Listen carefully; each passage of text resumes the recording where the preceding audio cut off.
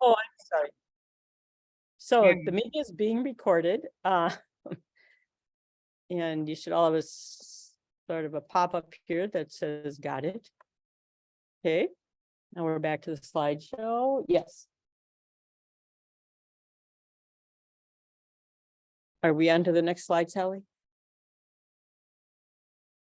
There, all right. Oops. We missed the agenda. There you go. It's very brief. So you've already done the welcome. Just a few brief board updates that I'll be giving. We're going to talk about some upcoming meetings, particularly the Makers U coming up next month. And then I will turn the program over to Anne, our program for today. So just a reminder, the mission of the Colleagues of Calligraphy is to promote the critical practice of calligraphy as a craft and as an art form, to encourage individual excellence, to foster a wider appreciation and deeper understanding of calligraphy, its history and applications, through the free interchange of ideas and techniques. That's what we're here to do. Just want to remind you who our current board members are. I think everybody knows who I am. And I just missed those first few people there. Marion Green is currently our secretary. Patricia Paolella is both our treasurer and has stepped into a vacant role that we have right now as the program director. I don't think Patricia is on, but I am quite grateful to her for taking on that dual role. And Anne, as our workshop director, has also not only delivered 2 programs now this year, but is helping to coordinate the program in April, as well as thinking further ahead to next year's programming already. So thank you, Anne. Alyssa is our membership director. Alyssa has served 3 full years in that capacity, as well as a year prior to that as an apprentice to the program director. That is a role that we will be looking to fill this next year. So if anybody is interested, I'm sure Alyssa would be happy to work with you and show you the ins and outs of doing that job. Sally here, and you have heard Sally, has really stepped up this year. She's taken a few trainings in doing tech hosting, and it's thanks to her really that we are able to do this today, along with Maura, who's last on our list, also our tech support person. I'm pretty sure we wouldn't be doing this right now if Maura hadn't joined us this morning. So thank you, Maura. And Heather, we had a new role of member at large, and that is a role that Heather Fletcher is playing this year. Okay, Georgia is here. Georgia, do you want to come up and be heard? We're going to hear about the Joe White Scholarship and this year's recipients. And thank you, Georgia, for coordinating this. I'm not sure which annual. Am I here? I'm here. I think they can hear you now. Okay. It was my pleasure to facilitate the Joe White Scholarship Award. We got 6 applicants, which rumor has it is the largest number of applicants we've ever gotten. They were all wonderful. If you didn't get the award, please submit again next year. It was so hard to decide, but our 2 winners are Sally Whitekin, who is going to continue to delve into the tech hosting and all the stuff we need in this new way of evolving. And our second one is Anne Kaese, who is going to take, I believe, 26 seeds. Is that what it is? And learn more about calligraphy so she can teach more for our crew here. So congratulations. Thanks, Georgia. And Georgia isn't officially a board member, but I think Georgia's been to every board meeting this year. And I thank you for that and for your ongoing support of the Joe White Scholarship. Obviously, she's also working on our exhibits program, which you're going to be hearing more about, and just support to the board in general. So thank you, Georgia. All right. Upcoming events. I think everybody knows that we have, again, thanks to Sally, our website is pretty dynamic and up to date. with last updates on all of the programs that we are offering. So keep an eye on that. And I think, are we going to look at? Oh, okay. So here's kind of the year at a glance. We are in March now, and we're going to be hearing about the Gospel of Cuthbert today. The Makers University in April, and I think we're going to hear a little bit more about that. And then in May, the meeting will again be in person, and we're going to go back to Nelson Park. And the theme will be kind of on the Ukimi Anand mark making with different tools that we find in the wild. So I think that's going to be a good time as well. Do we have a video for the April program that we're going to show or not?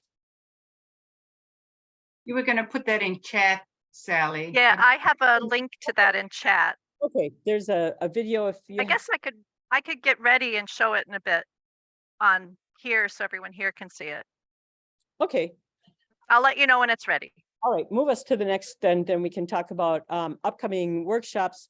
We were not able to present the workshop by Hong Zhang on Chinese calligraphy last October, but he has graciously agreed to work with us again this coming year, and that will be an in-person workshop the weekend of October 20th when we reconvene.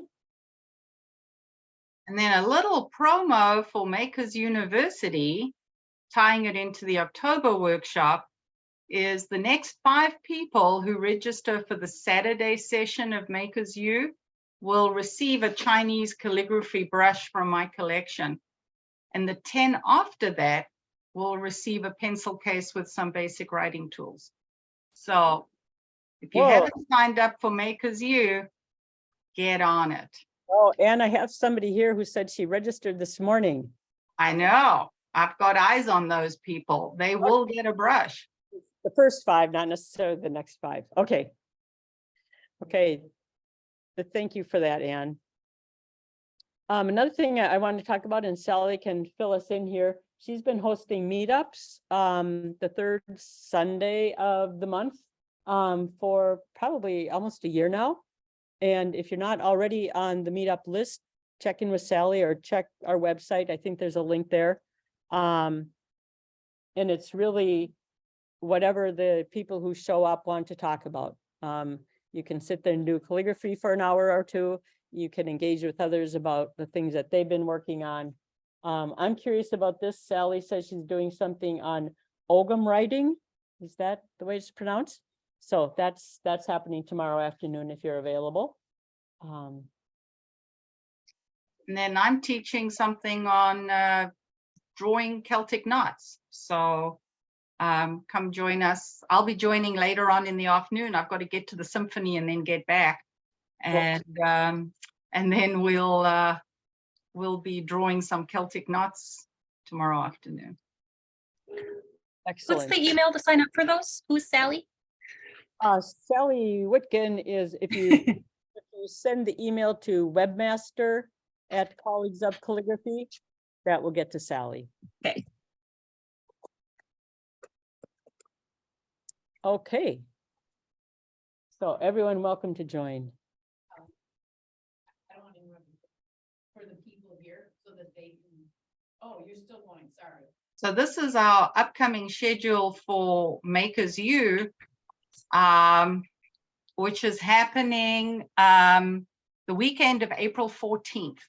And this is a online Zoom-based multi-stream education opportunity.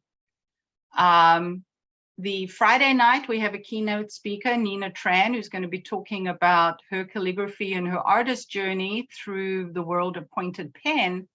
And then on Saturday, you have 2 education tracks that you can move between.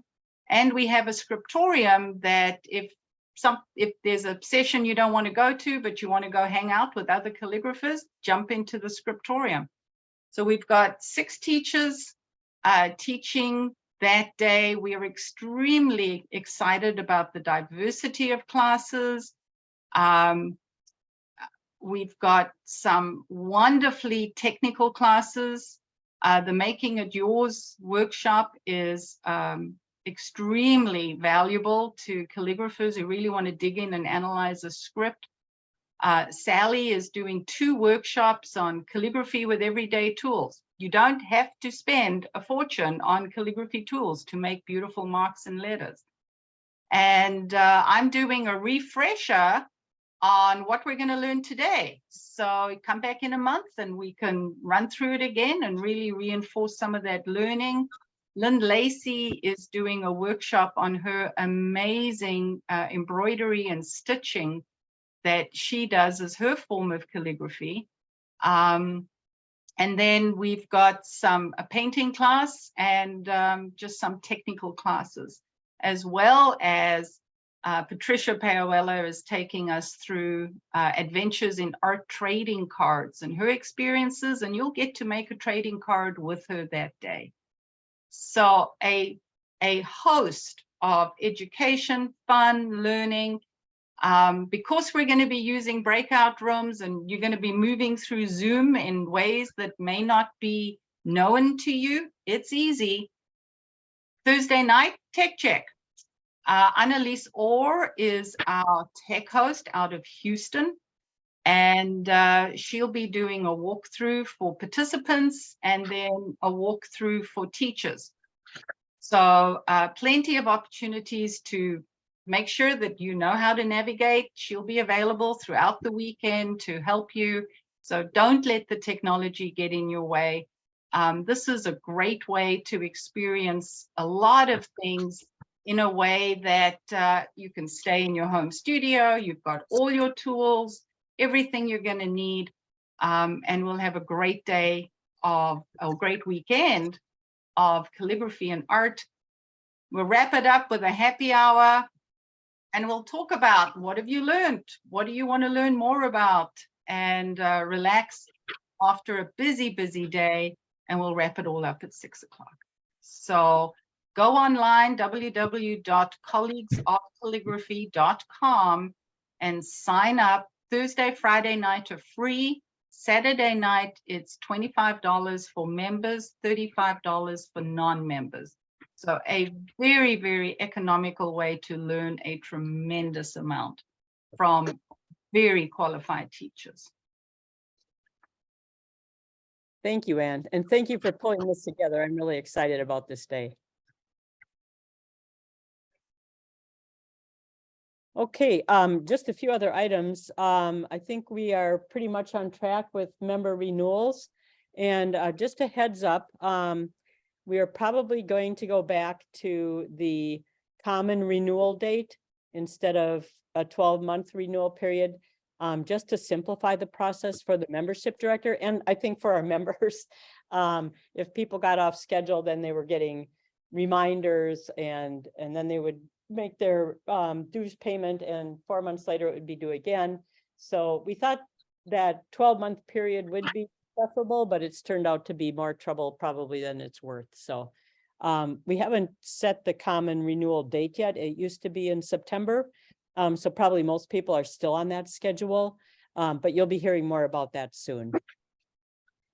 Volunteers, I guess we filled the roles that we were looking to fill, but 2 new ones now. As I said, the program director, which is a vacant position on the board, and our membership director, whose term is ending this year. So we will be soliciting folks to fill those roles.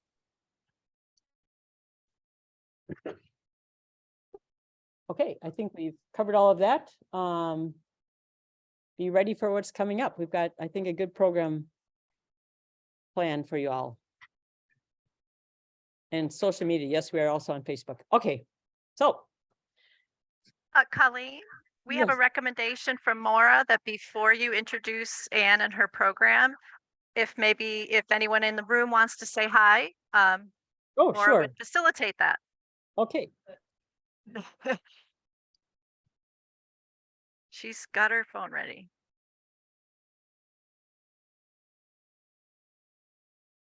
Well, just not. Hello, everybody. But you've got what, 8 people? I be heard? Sorry. So we've got people who've been members for many years, Nancy Danis in Georgia, Mary McKee, newer member Cameron, Chris Anne Kaese over there. Oopsie. This is Janie. Patricia? Nice. Hi, Patricia. And then the other thing is, we just want to show you, I don't camera, but we have Mary McKee, so all of you at home, you probably have your beverages and your treats, but you do not have this creative this beautiful sponge cake and on St. Patrick's Day and pancake. This is made in Ireland. Book of health. That's it.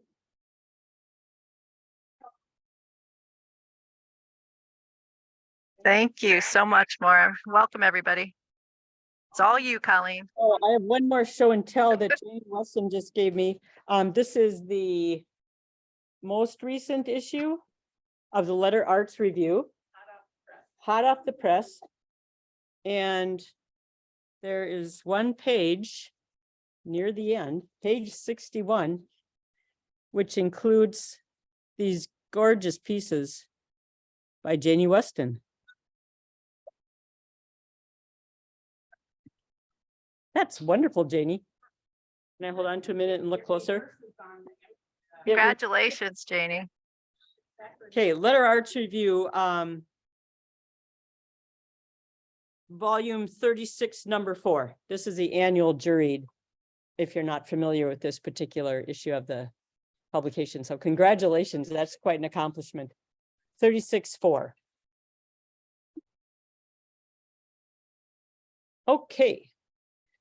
So now we are going to introduce our esteemed speaker, and I'm sorry I didn't get a chance to print this out. So here you all are seeing Anne's biography.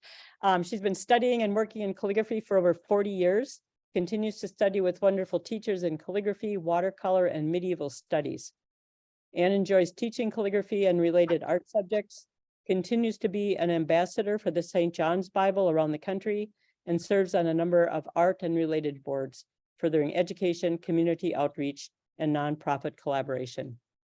For her, the historical perspective of art in calligraphy is fascinating and can be made relevant today, even in an age of computers and Photoshop.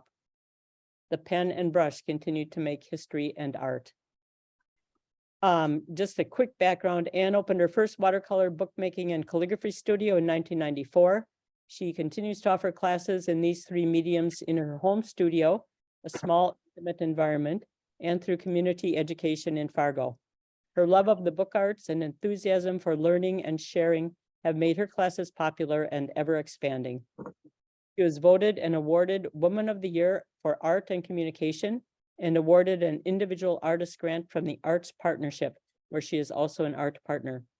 She was honored with the Teacher Appreciation Award for exemplary teaching and service by the Moorhead Schools and was a recipient of the Silver Brush Award for promotion of the arts in the Red River Valley. She founded the Art of the Lake Art Retreat opportunity as a way to recognize that people need to retreat from their busy personal lives and immerse themselves in art for a few days with no distractions or chores.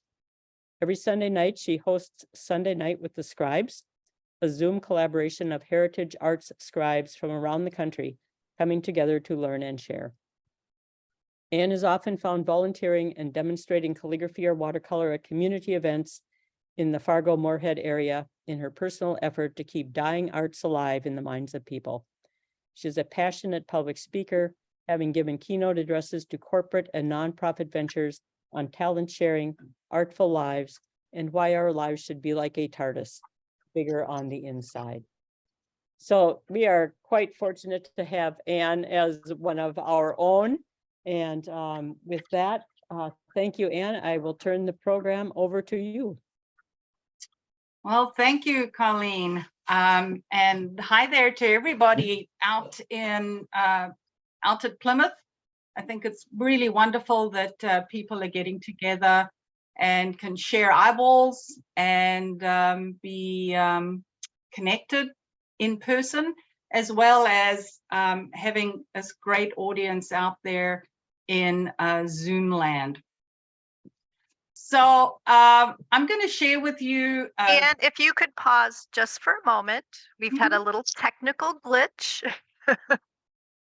So you're coming fine through the room, Okay. but not on our screen. Ah, So apologies. You know what I can do? I can possibly share. And now Anne's frozen. Oh no, I thought you were frozen. Okay. no, I was just sitting really still, like patience on a monument. And I'm not used to seeing you that way. I'm gonna try to find, they're still working. I'm gonna try to find that little video that you shared, that Cuthbert one. Oh, sure. I'll put it, well, you know what? I'm gonna open it. Do you want to share it and run it Yeah, I'll open it and share it. Let's get that going here. through? And we can play it and while they Yeah. fix the projector. All right. Awesome. And there we go.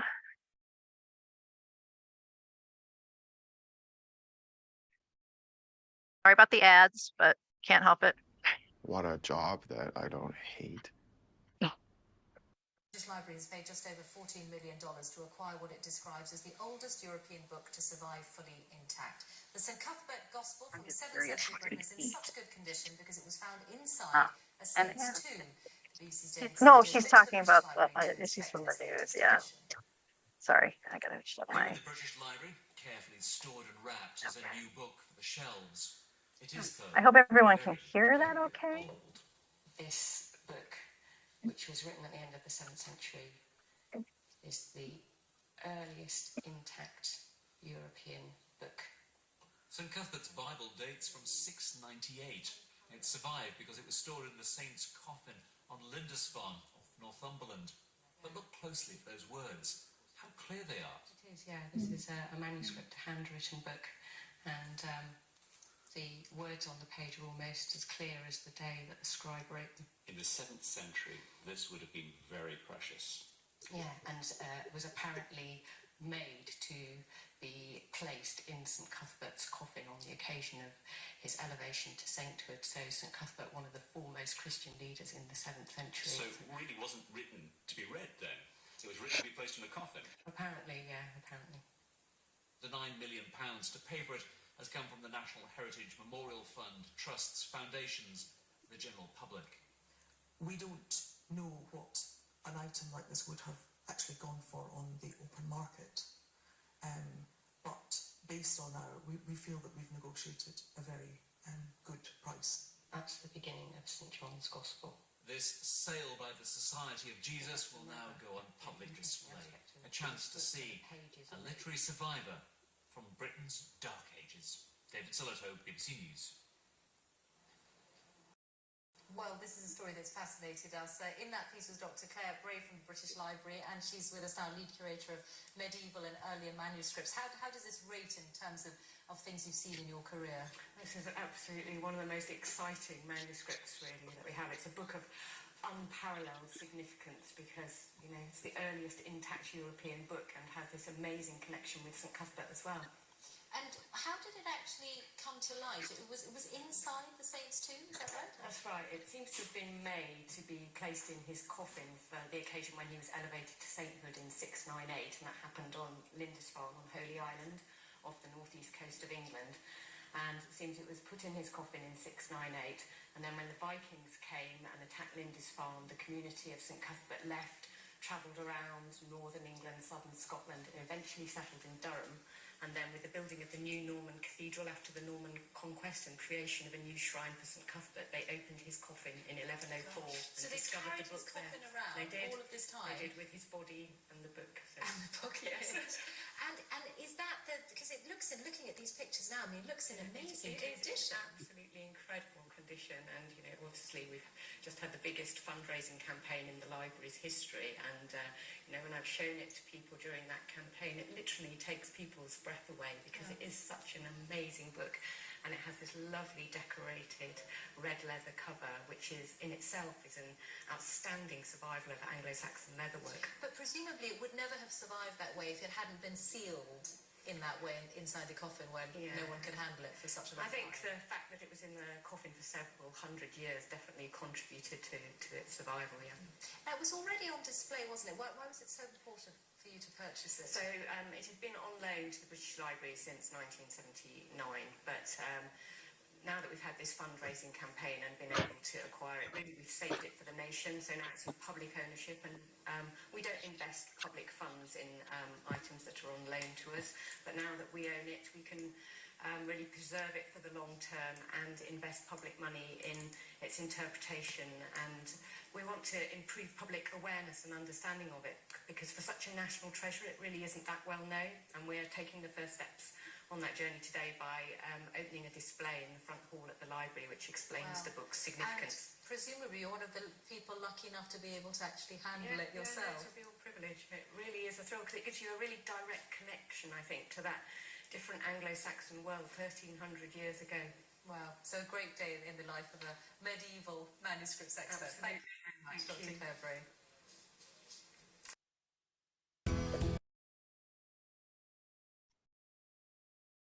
All right. So it's not often that a book gets a honkin' big hurrah on the BBC, let me tell you. I'm going to give you a little more details, and we're going to take a look into the Gospel of Cuthbert, as well as a little bit about the life of Cuthbert. And then we're going to get out our pens, and we're going to get inky and do some writing and learn this really elegant and beautiful form of Uncial. So there are 4 Bibles that I follow. Hey, Anne. Yeah. Pause another second. Yep. You're coming. We had to switch computers. Oh, okay. Okay, can you? Okay, can someone talk? I can talk. Okay, thank you. I can hear you. Okay, we had to switch to my computer. All right. So what is it? Can't hear Anne. Okay. That's it. You want me to come off? Yeah. And could you talk? I can talk. I can talk a lot. You need to plug your speaker back in. Apologies, everyone. We are. The arrow there. Okay, so you want to get Audio. it to the speaker, this one? The speaker is no. You need to attach. You need to connect to the Bluetooth Oh, okay. now, because that Sony is actually the projector. You're connecting to the. And actually, we need to turn it. Where is the Bluetooth? Oh, we need to turn it back on. Okay. Yeah. Apologies, we're getting there. Okay. Good. Right here. Might end up being around there. It's not even finding it. It's gotta. Did you find it before? No. Oh, just wait. It's got a pair. It'll come up. Close out of that and then go back there. Oh, there we There go. it is. Is this it? Yep.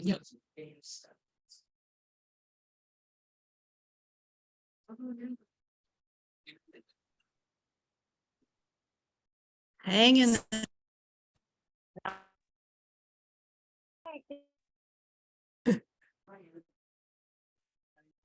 Oh, for now.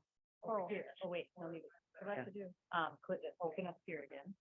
Oh, okay, yeah.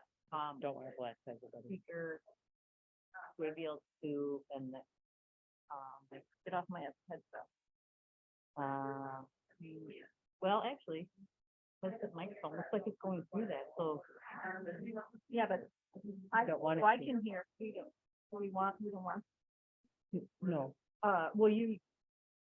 It doesn't matter. This is a plug-in. You're hearing yourself on the computer or through your headset? Even though it's not plugged in right now? No, not right now, but I was waiting for you to tell me. Yeah.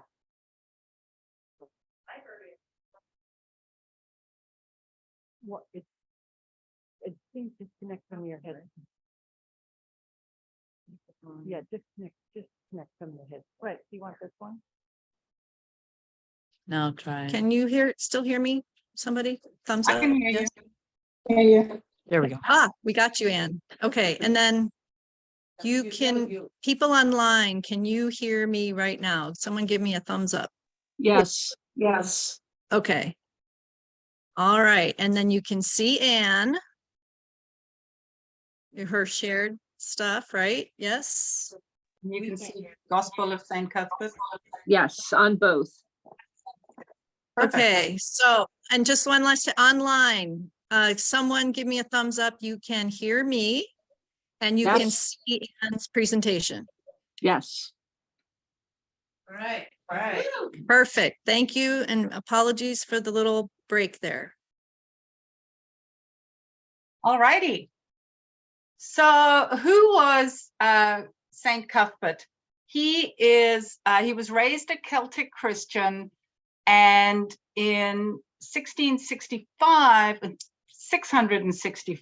1665, he went to Lindisfarne, where he was profoundly impacted by the scriptorium there, the life of the monks, and he rose through the ranks, becoming a very reluctant bishop, ultimately Bishop of Durham. And because he really didn't want a position of leadership in the church, he really wanted to stay in his hut, looking at the ocean, praying. And there are stories about him performing miracles, and that's how he was elevated to sainthood. And there's a cult following around St. Cuthbert. This weekend is the weekend of St. Cuthbert, and Durham Cathedral right now is they've got parties going. They started on Thursday, they'll finish tomorrow.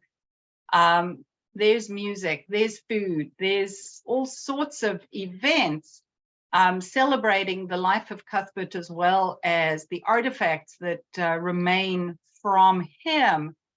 The gospel itself was probably a gift from the scriptorium at Monmouth Wearmouth in Jarrow.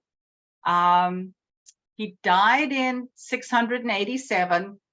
They put him in a coffin, buried him.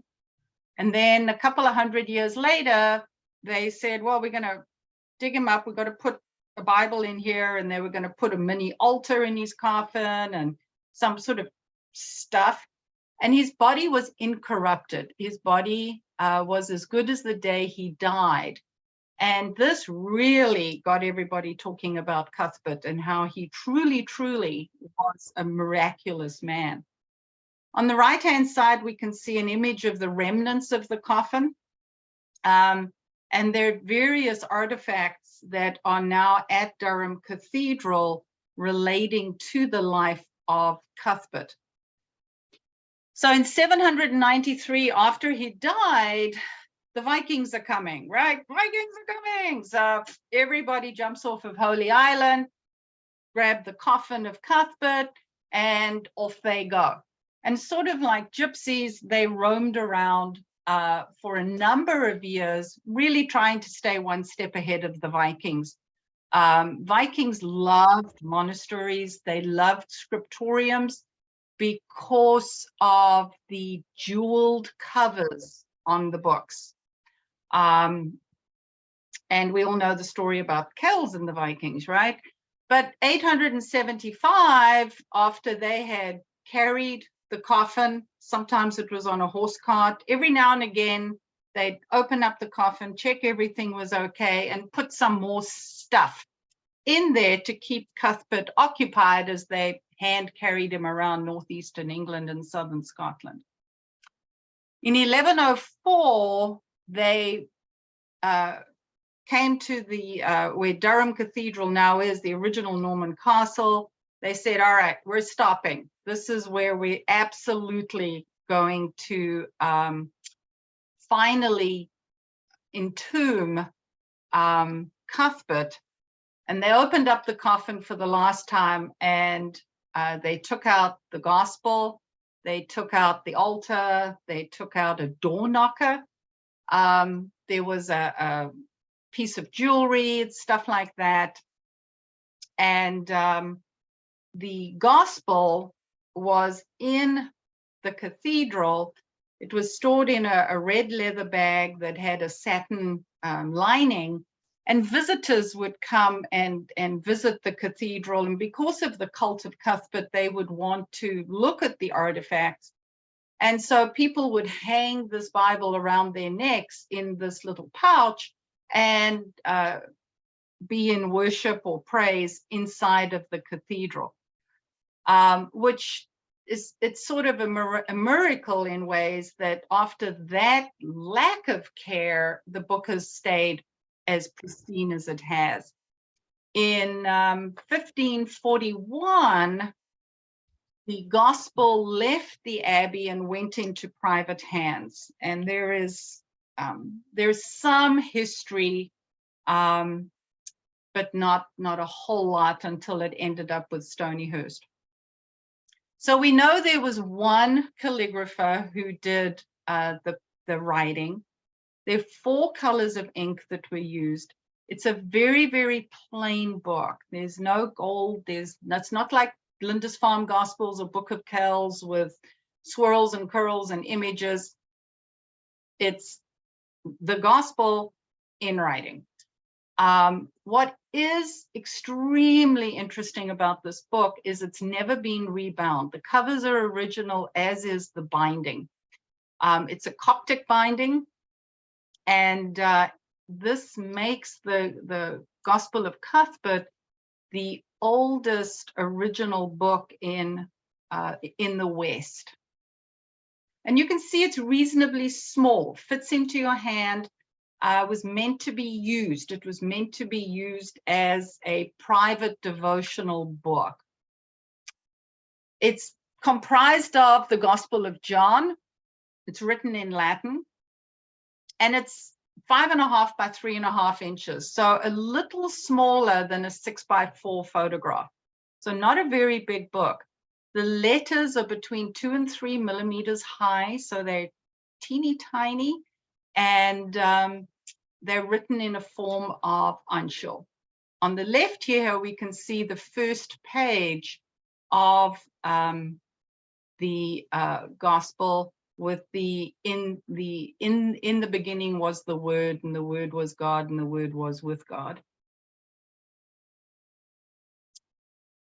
There are erasures throughout this book. We can see areas like this where this poor scribe who worked on this on his or her own made mistakes. There are many mistakes in the gospel, but amazingly enough, there are very few mistakes that remain. They were all caught and fixed.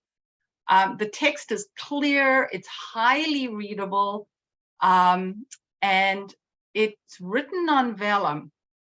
And what is interesting is, as this time, when you put a book together, you would have flesh side against flesh side, so that when you opened the book, the text page looked the same. But in the Gospel of Cuthbert, they've actually bound it that it's flesh side against hair side. So when you look at a spread of pages, the coloring is different. And that is unusual for the period. So the style of calligraphy is what's called a capitula or a capital uncial. There are a few initials. There are a couple of letters in red, but that's it. You can see this is really blowing up just how light and delicate this uncial is, with a beautiful light touch. And this is the last page of the gospel. And you've got to kind of wonder that the calligrapher gets to the end and he goes, 3 lines on the last page. You know, maybe I could have scooched them up a little bit and the book would have been 89 pages instead of 90 pages.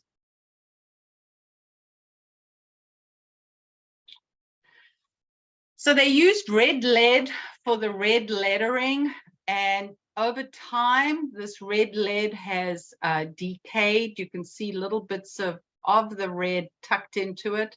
But as you page through the book, you're going to see how the lead has blackened a whole lot of areas. The brown ink is oak gall ink made from the galls of oak trees and has survived amazingly well. We know it's on calf vellum because of the alignment of the follicles on the hide. So we know that the book left Durham, went into the hands of collectors, and at some point in time, it went to a Jesuit college in England called Stonyhurst College. In 1979, the British Library went to them and said, you know, you guys have got like the book.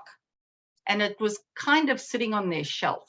And they were like, lend it to us. We'll take care of it and make sure it's been archived and kept in a climate controlled environment. And we'll use it for education and study and all this good stuff.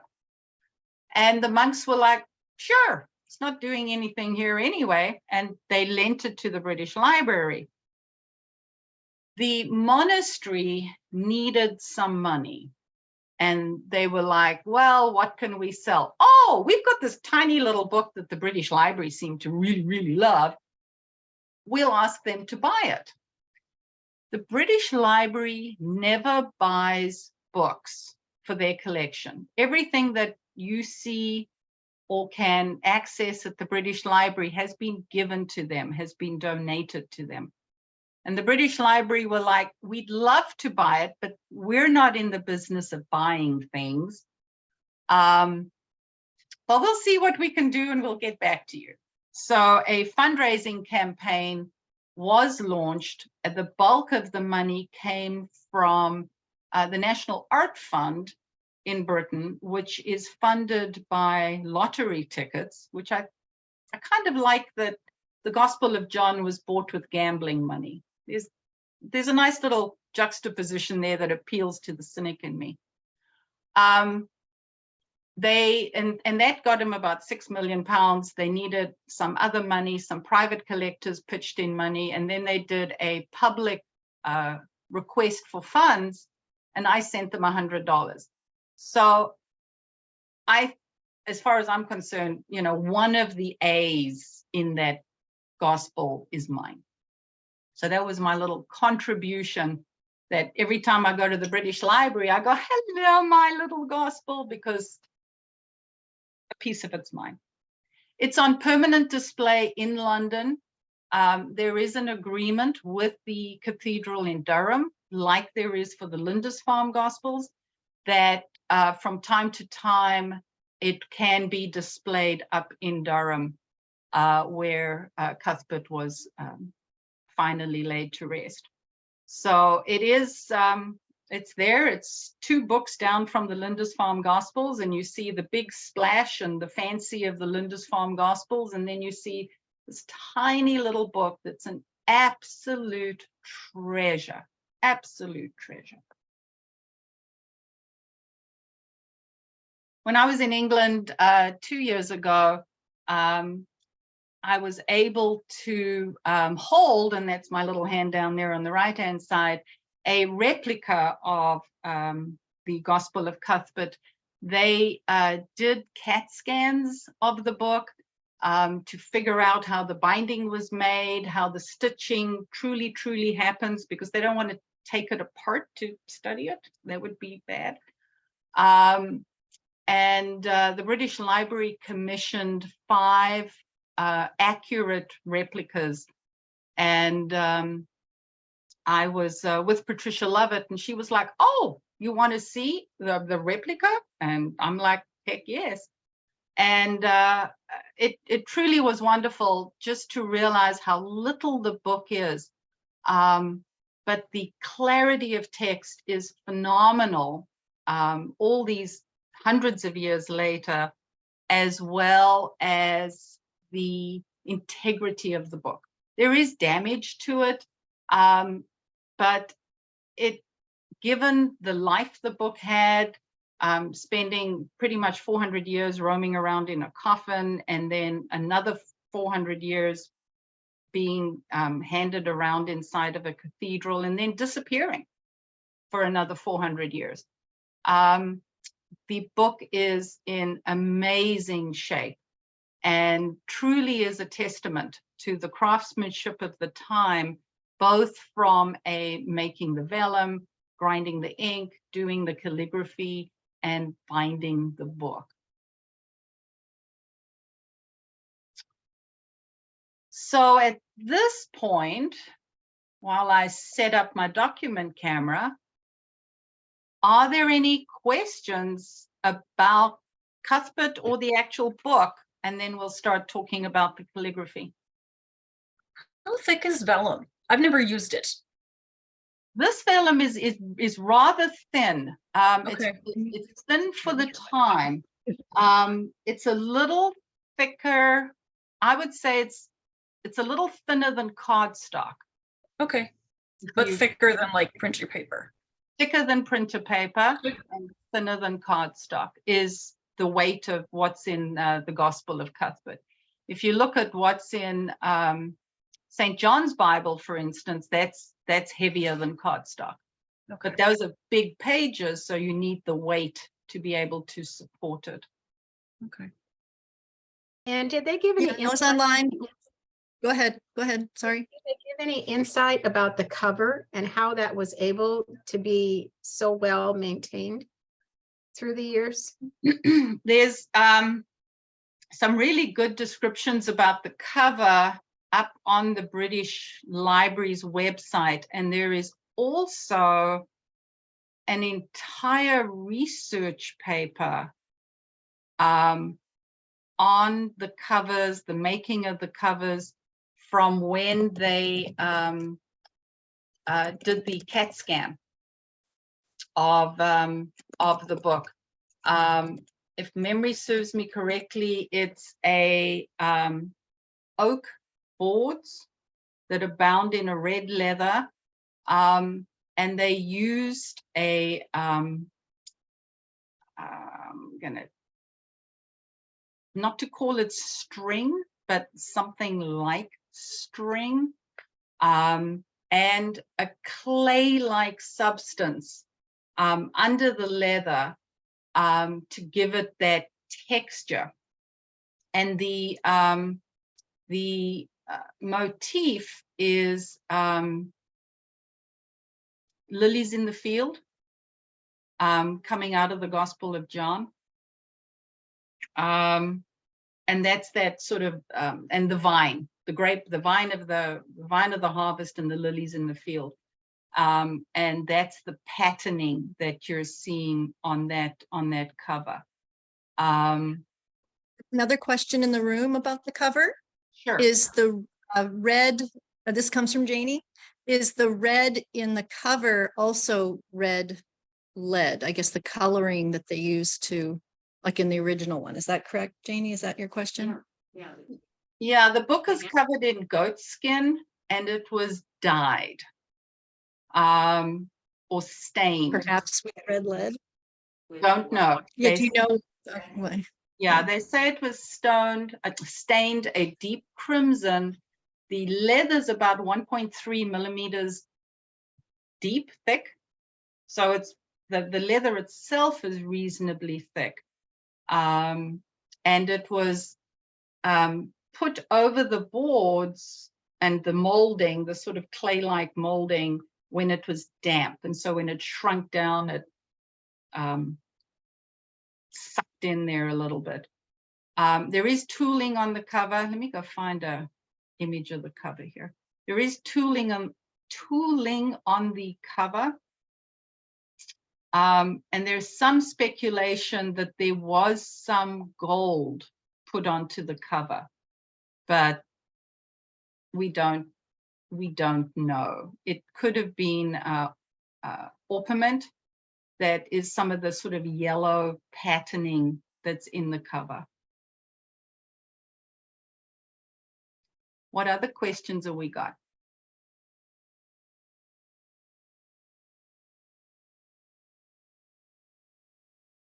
We ran None in the out. room, in the in-person room right now. All right, any questions online? Good deal. All right. Let me switch over to my document camera.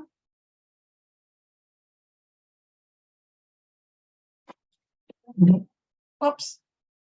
I'm making big noise and big mess here.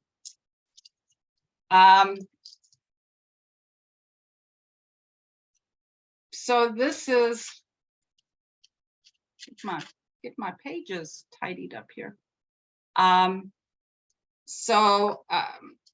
This is the Edge, the magazine of class out of London. They did an article on St. Cuthbert's Gospel a couple of years ago. And then using sample letters, started building out this exemplar. The average angling of the letters, if you take them and you add them all up and divide them out, it's about 27%. So I work at about a 30% angle.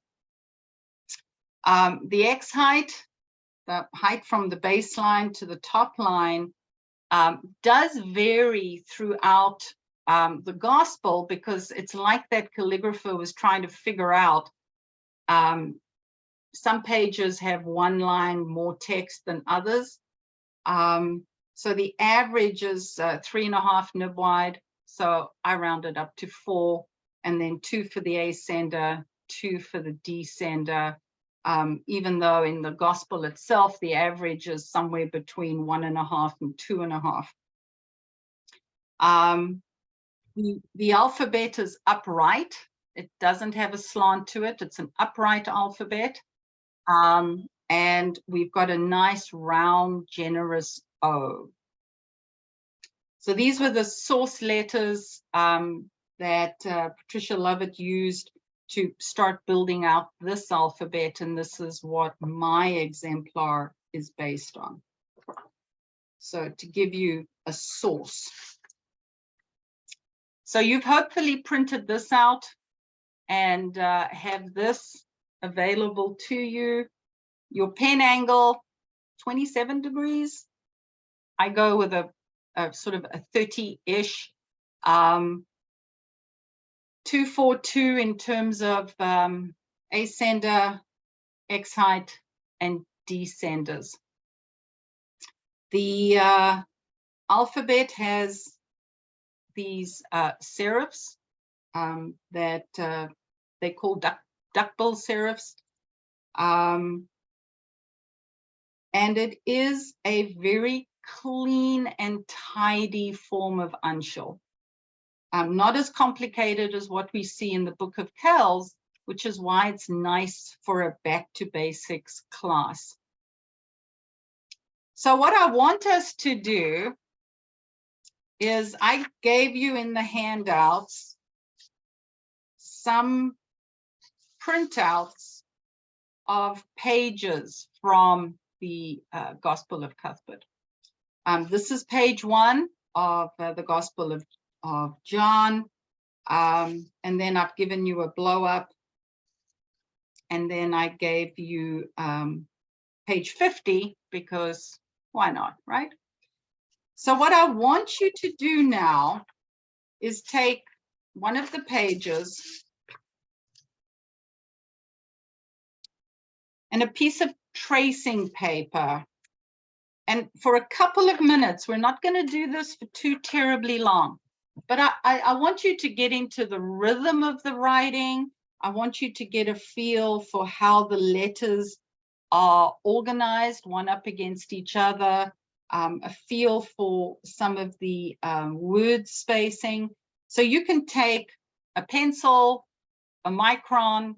It doesn't have to line up with the size of the pen, or I've got a parallel pen here. And what I want you to do for the next couple of minutes is just trace the letters. And you don't have to get, you know, all neatsy poo. I just want you to get a feel for how this hangs together. So take out your pen, paper, and just think about being up in Northeast England, not the most exciting place in the world, on an island, most likely, dusty, dark, dank, and you're the only calligrapher, and your job is to write the Gospel of John for a man who has a cult-like following, and you're working in letters that are about that high. So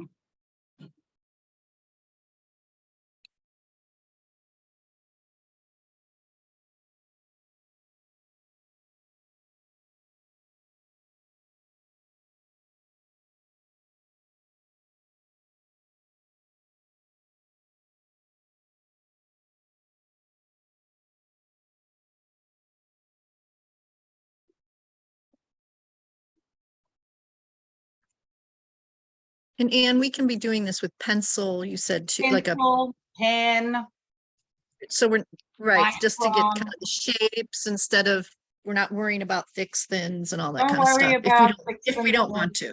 Nope. Okay. You don't have to know how to write the script. I just want you to get a feel for it, get a feel for the flow.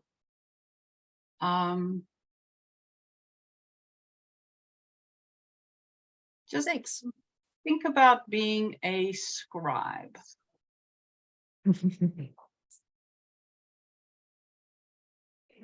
That's hard to do with laptops losing power or whatever. No.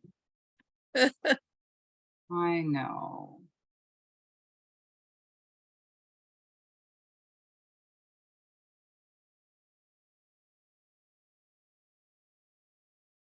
Yeah, and Mary said in the chat, it's always amazing how through so many temporary owners, the book is in such good conditions, especially with all the Vedas and wars in England. I mean, it truly, truly is. It is an And it amazing. does still have, you showed the replica, but it does still have the original cover too, right? Still That's has that I the think is original cover. Still has the amazing. original cover. There was some conversation in 2013. They did the big CAT scan of the book, and there are 2, if not 3, research papers out there that are quite interesting reading on the covers and the construction and the sewing. And there was some discussion about should the book be rebound because the threads are quite fragile. And the consensus was not just no, but hell no. Because that would, you know, really devalue the book. and undermine part of its value.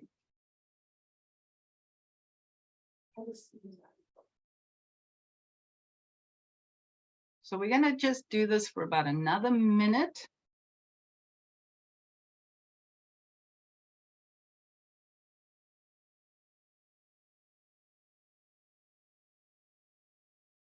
Hi, Anne. Hi. I came back. I wanted to see, yep, everybody's head down. Everybody's head down, tail up. I love it.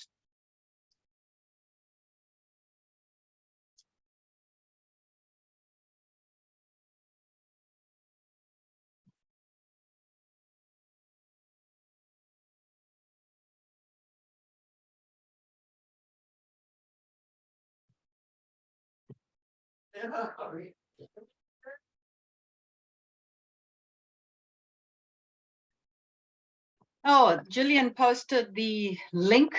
The entire Gospel of Cuthbert is up on the British Library. All the pages, covers, there's 4 pages of notes people have written on the inside covers. All of that's been digitally copied and is available on the British Library's web page. And Gillian has posted that into chat as well. And Anne, I'll make sure everyone in the room gets a copy of those. You have a question? Oh, come on up. Got a question. We got a question for you, Anne. Yeah, I mean, yeah. I'm happy to relay it, but you can, might as well. Let's do this so she can hear. There you go. This is the question. Awesome. So quick question about the cover as well. So you talked about the leather was put on damp so that it would shrink and pull everything together. Was that also to help keep the board from cupping over time, or would they just use like a quarter sawn stock or something like that? I'm just curious about how they would keep that from warping over time. I have no clue. Okay. But, oh, okay. Janie does. Yay, Janie. Georgia. Yes. Oh, Georgia. Georgia has an answer. All right. Come on over, You wanna Georgia. come up, Georgia? Yeah. Come to the sharing chair. Come to the sharing. This is the sharing and caring chair. We're just improvising here and it's working great. Great question.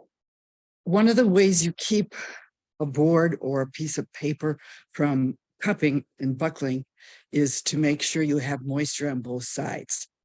So if you get the cover to shrink into the, let's say, cement and wood, whatever it was, then on the other side, when you attach the book to the cover, you're going to use some kind of wet medium to attach the cover, and that will, when it dries flat. Right. Brilliant. Take that on speaker though. Oh. I'm also gonna say it. So as long as you have wet medium on both sides, then it'll stay of even. the cover, it will dry flat. If you just do one side, it'll bend, cockle, whatever term you want to use. Because you're basically Any question? putting even pressure on it then, right, Georgia? Right. You usually also put it, into a nipping press or put weight on top of it while it dries to keep it flat. Okay. Hi, Jerry.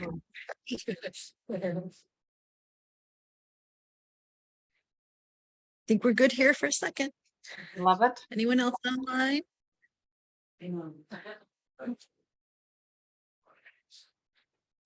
All right. So I want you to get out, it could be just a blank sheet of paper or one of the sheets with lines on it that you printed out. And we're going to talk about the basic strokes that are going to make up this hand. So first out is, we talked about the 242, 27 degrees, call it 30. The first thing is, if you look at your letter I, the J is this serif that is a little bit like a beak. Now, Book of Kells has a completely flat serif at the top of the insular script. This is angled. And there are sort of two ways that people do this. You're going to come down at an angle, pull back, and then come down. And I'm running a little steeper than 30 degrees here.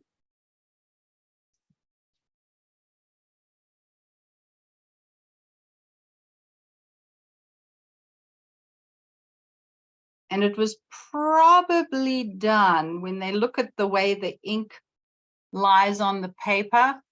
The scribe, you know, they're not going to do that. Pick up the pen and then come down again. He or she, that one scribe probably did it in one movement. So give that a little whirl. On my exemplar, I've kept it that it's really a triangle. And that may be easier for you to start with, that it's a straight line versus something you could tuck a little ball into. So come out about 2 pen nib widths, come back so that you've got a nice little diamond there. And then connect them all. And this is the hardest part of the script. And if the serif makes you nuts, don't do it.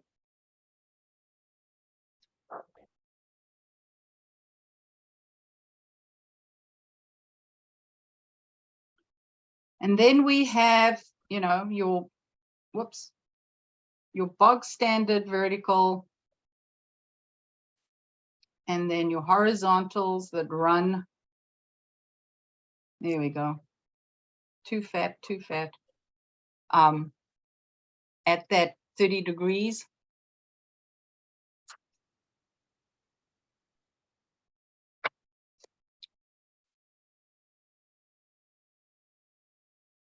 And then we have what I call elephant ears, where you're going to start up by the line. And then you're going to go the other way.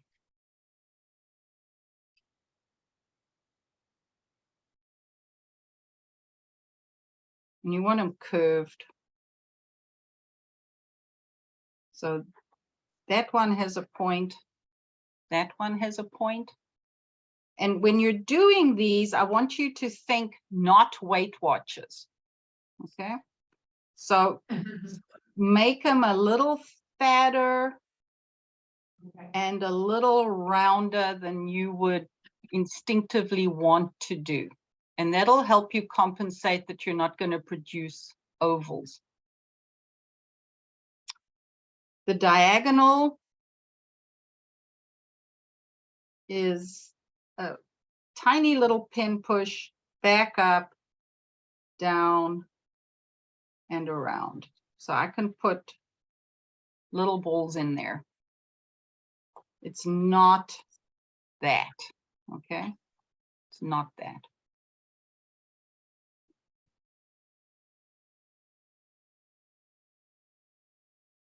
And then the other tricky stroke that makes people a little crazy is the backside of the V, the W, the Y, where you've got that little push, and then you're going to come back down on yourself. And it's not curved.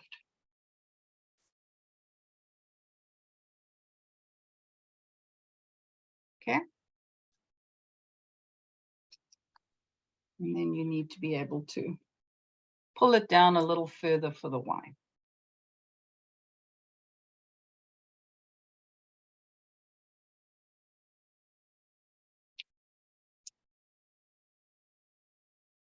You also need to be able to do what I call eyebrows. That's a big eyebrow. Little eyebrow. And then those people that are adventurous, an eyebrow, rock your pen up to the left corner and drop a vertical. So you can watch that again. Eyebrow, rock your pen up to the left corner and drop a vertical. Let me zoom in.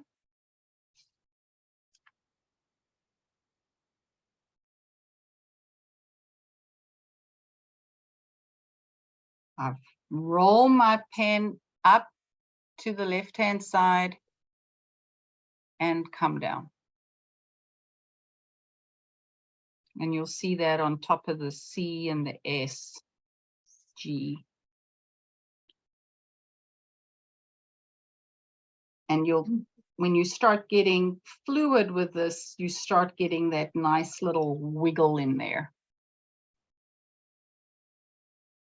And it's like a little party in your pen, right? Fun thing. Fun thing in the neighborhood.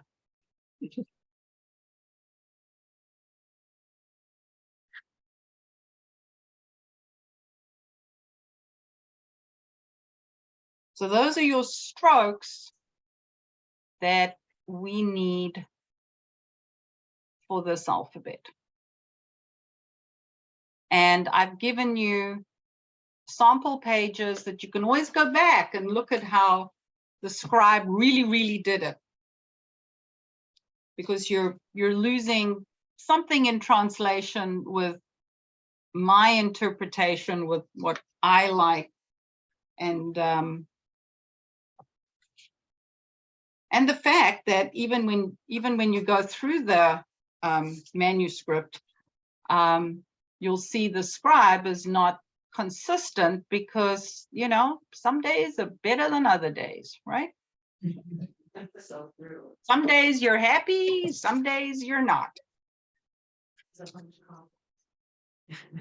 All right, any questions about the basic strokes?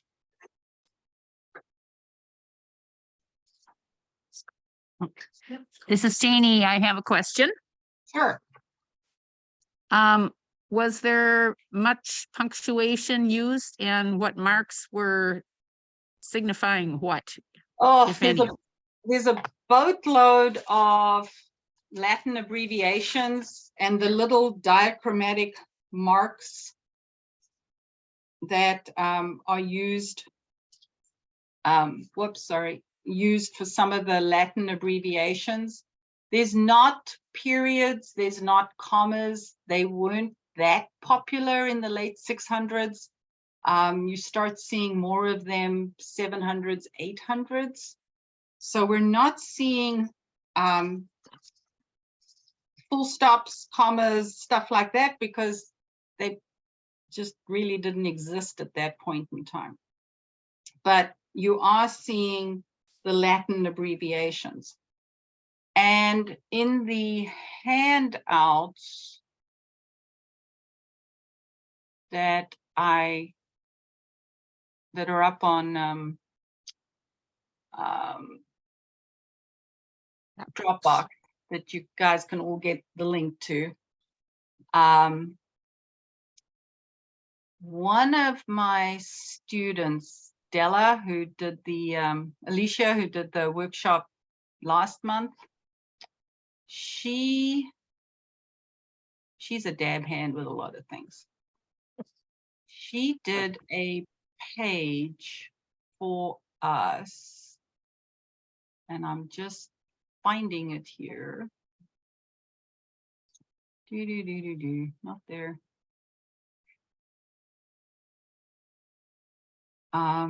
With some of the Latin abbreviations. I'm not sure what you're asking about. No, so can you guys see this page? No, you can't. No, it's showing blank. Yep. Yeah, so I think Maybe because you have your one camera on, I'm not sure. Nope, I'm just cruising and it's like, There you go. here we go. So those people who want a quick little journey around. So where you see this abbreviation, the SPM, SCM, that's Spiritus Sanctum, Spirit of God. When you see this IHS with this little line up above it, that's the abbreviation for Jesus. DNM, Dominus.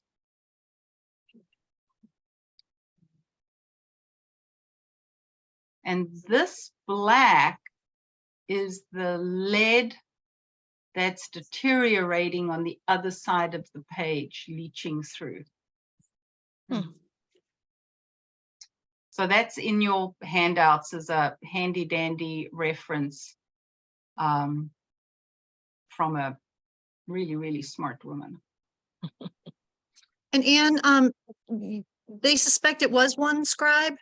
Yes. Someone online wanted to confirm that it's one scribe. One scribe. Okay, thank you. I like to think that it was a woman scribe because the writing is so fine and so delicate and tiny, and that just makes me happy. Was that something that would have happened from women being a scribe in a monastery at that time? There is more and more evidence that women were far more actively involved in scriptorium life and calligraphic life than tradition allows us to believe. There's a big debate going on right now with the Book of Kells, and there was an excellent lecture that I attended maybe January on the theory that one of the scribes for the Book of Kells was a woman.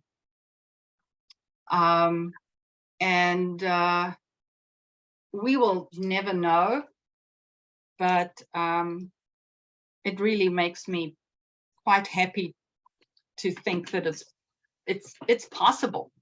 It's possible. There is conversation that some of the best run scriptoriums were the ones where there actually was a woman in charge. Like the scriptorium in Abernathy was run by a woman. They've now confirmed. So who knows? You know, it makes me happy. All right, let's do our vertical letters. I like to teach letters in families rather than starting at A, so that we build up our skills and our knowledge of the letters in logical groups. So we're going to start with the verticals, and we're going to start with our letter I. So 30-degree pen angle, and you're going waistline down to baseline. And remember, it's a vertical alphabet, doesn't have a slant. I need to see these little triangles, top and bottom. And if we're going to do a J, which is a modern letter, so we made it up, just make your I, make it longer. There's no dot, there's no flick or, you know, anything cute on top of these letters. They didn't exist at the time. For a modern understanding, you may need to put those marks in. I have found when I do a J like this, people often think it's an extended L. And so if I'm doing a piece, I have started just rounding the bottom just to help modern understanding. And again, there's no calligraphy police. Nobody, Cuthbert's not going to rise up from his grave and beat me on the head, or the scribe who did the book is not going to beat me on the head. So do what you need to do to make it legible. The L starts up on the ascender line, basically looks like a J, and then keeping that flat pen angle, give yourself a little foot. I am obsessed with a pen angle that's just a whole lot steeper. You'll see when they used it in the middle of the word, it's got a little tail, and when the scribe used it on the end of a word, it has a longer tail.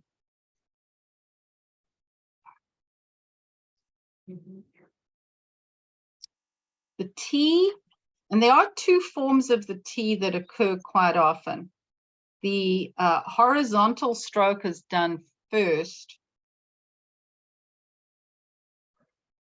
and then drop a vertical, and it has a tiny little tail. And the other form you see, and this is sort of as close as the scribe gets to doing anything fancy, is put almost like a little elephant ear on the end of the T. So this is a right angle.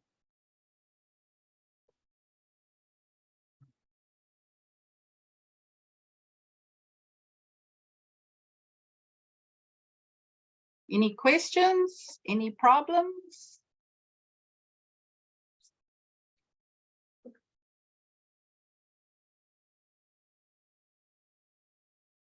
So just remember your T, do that stroke first, and then do that stroke second.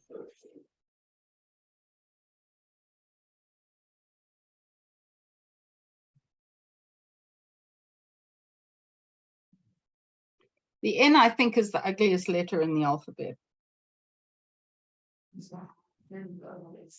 So it's going to start like a J.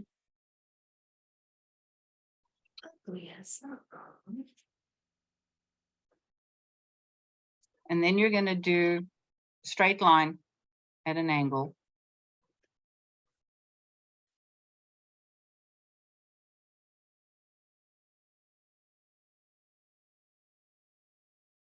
And join it up.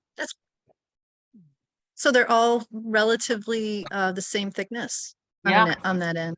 They're relatively the same thickness, and they lack much excitement. You'll see every now and again the scribe actually starts that stroke a little lower down, and it's got ever such a slight bend to it. And connects it up. That's such an unusual connection there, isn't it? Don't you think? Horrible. Horrible. I assume you've come up with one that you like better. Well, I'm the, Maybe. you know, I'm the fan of the, you know, the rounded one to match the M, because the M is sort of like the orphan in this family. But as you go through the manuscript, you'll see this. I think the scribe was having issues with the N, because you'll see there are some slight variations. I think around page 70, it's almost like they get into a real scoopy party. So, you know, go with what makes your soul happy on the end. It's just, it's nothing that makes me happy. The page I printed out, it almost seems like they start the slanted stroke further down on the on the vertical, which looks a little more graceful, I think. And here's one here, right here. Here's one with starting it up high. Oh, yep. And then starting it way low, starting it in the midpoint, starting it up high, but putting a curve on it. So yeah, and that one you just pointed to, the vertical strokes are narrower So they, These ones are you know, narrower. she's changed the pen angle Mhm. a little bit. But Yeah. here they're the same, but then over here, the first stroke drops down below the line, you know, so. Yeah. And this is just the first page of the gospel. Here it's super skinny. See how narrow that letter is? And this stroke and that stroke, the two legs are very, very thin. But then 5 characters, 4 characters later, we've got a nice big fat one, and this vertical's getting nice and wide, this vertical's getting fatter. And then the next line down, we're almost back to super wide, curved. This one's fatter, this one's a little narrower. So, you know, pick an M. Do the one that makes you happy. Here's the T. Here's a T without the foo-foo. Here's a T with the foo-foo. And this is, you know, this has got a little bit of a bend in it. This one is straighter. This one, I think he was joyous at the end of the line. We even have quite a foot on the bottom of the pen, bottom of the T. So that's the nice thing about referring back to what was the scribe doing, and the reminder that it's not, there is no one way of doing these letters. So I'm giving you the stripped down, most commonly found. But, you know, if the sun was shining, the scribe was probably having a way better day. All right, let's have a look at the letter K. Starts out like a J, but with an ascender. And then pull that back. And a little bit of a kick. This is Janie with another question. Have at it, Janie. Are there any letter K's anywhere in Cuthbert's Bible? There's one, I believe. Hang on. Because it was so seldom used in Latin. Yep. Do you know where? No, there is no K. Or there's no K, okay. There's no J, there no V.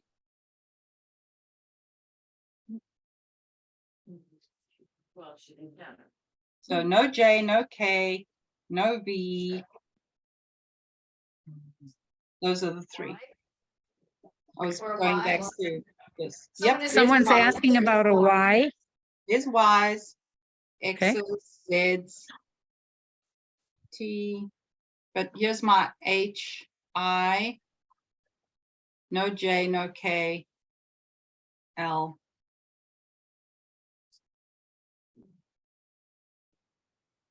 So there we go. I'd like to insert something here. Sure. As far as the when I was asking about punctuation, what you were pointing out isn't actually punctuation, it's a form of abbreviation. Right, it is. Because it wasn't like punctuation. Our very scholarly past, now gone quite some time now, past president, very knowledgeable member, Rutherford Harris, who could read Greek and Latin and taught chemical engineering at the University of Minnesota, but paleography was his real love.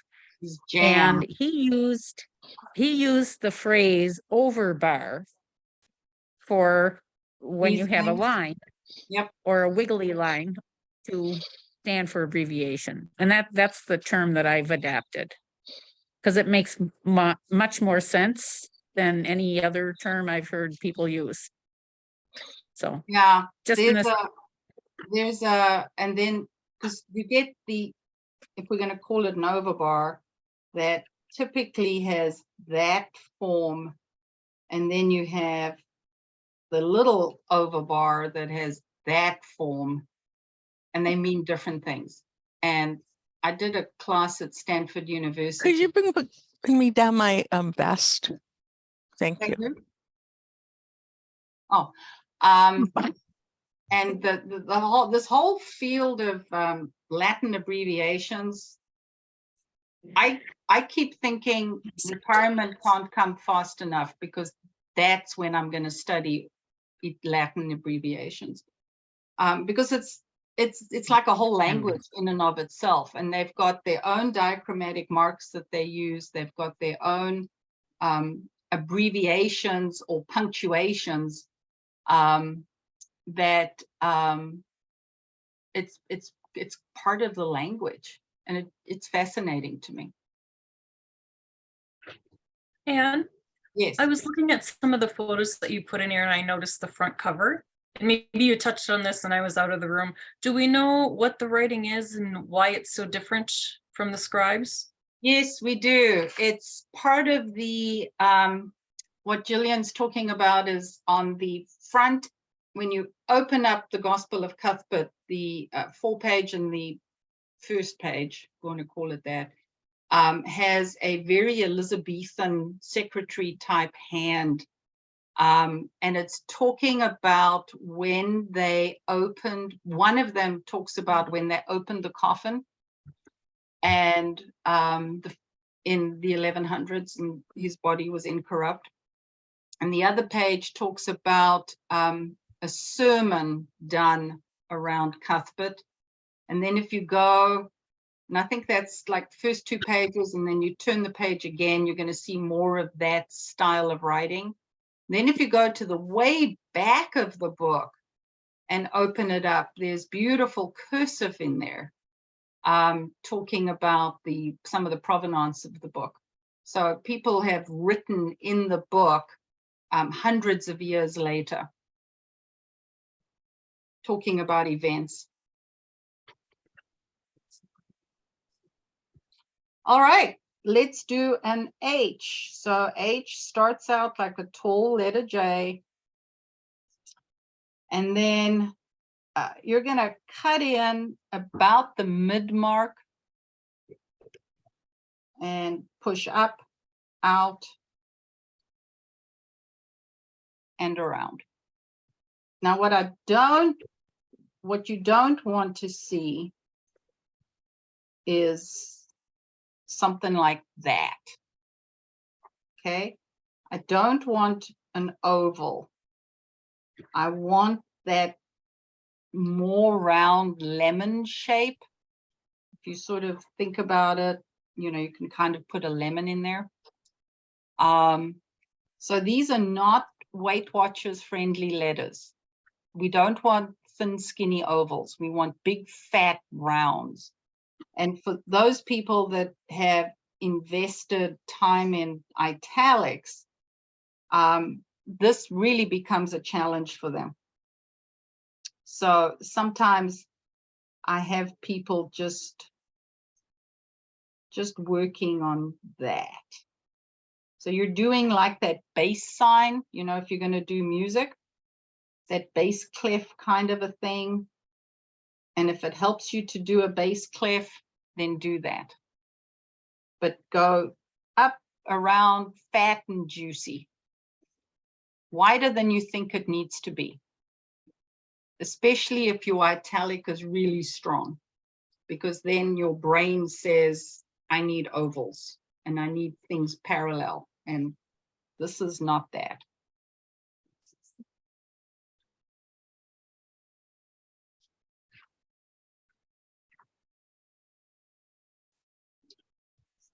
F starts out like a letter J and then goes all the way down to the bottom like J. And it's got that branching stroke like the top of the H. And you can do a drop down on it. And then the crossbar sits on top of the baseline. And some of these are ridiculously wide. And they're fun. And then some of them go on a diet, like this F.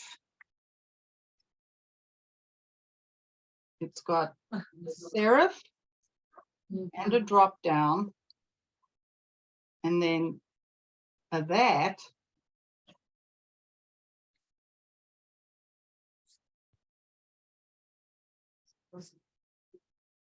And here's another super skinny F.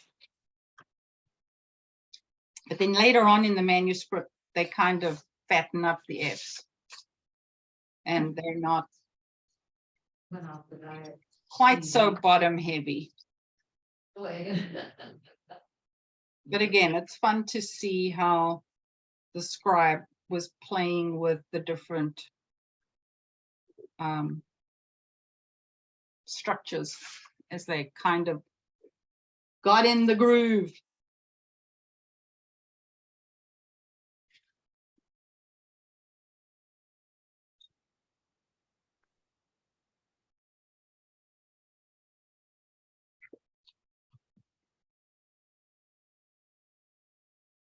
Any questions on these so far?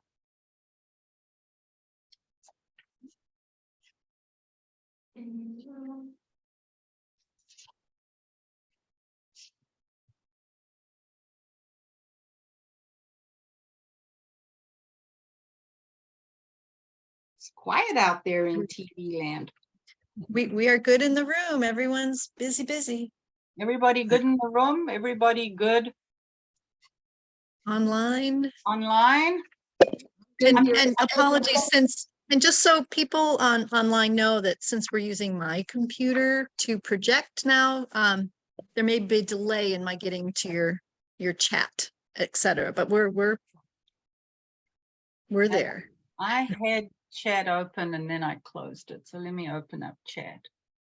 Oh, don't you worry about it, Anne. Well, I'm using my phone. I just wanted people to be aware. Yeah, you have enough to worry about. So Mary asked, are the letters consistent, indicating only one scribe? Yes, that's the current thinking.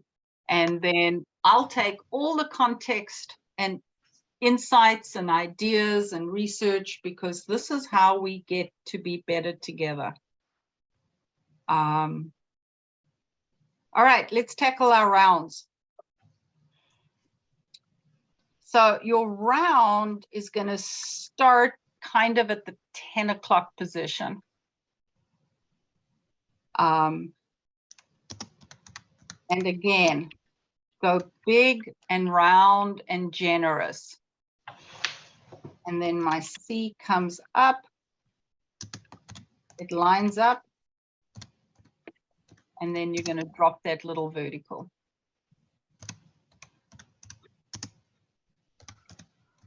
And the G is the same as the C.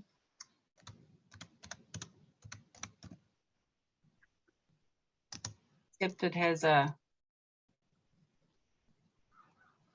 pull down.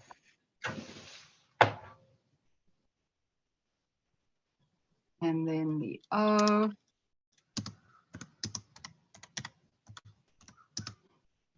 And thin there, thin there.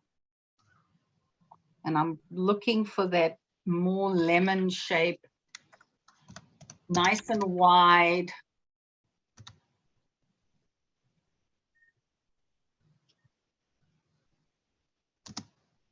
There are a couple of E's in the Gospel of Cuthbert.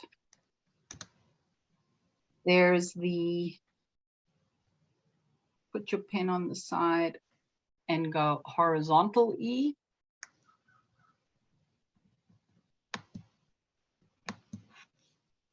There's the,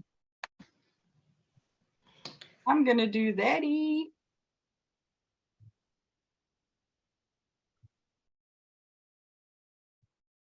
And then you're going to do a C and pull a stroke this way.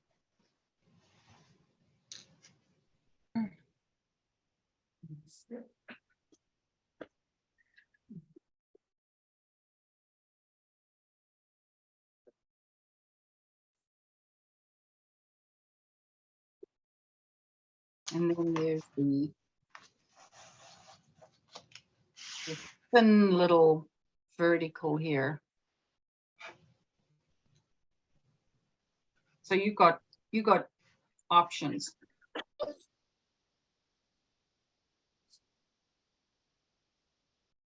You got options.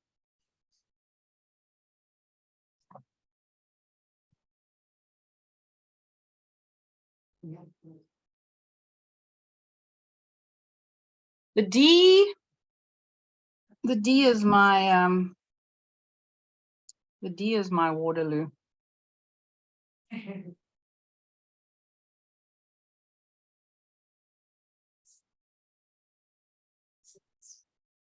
Not necessarily as fat and as round because of this diagonal. What you won't see is this kind of a D that people like for an uncial. You don't see that one in the book.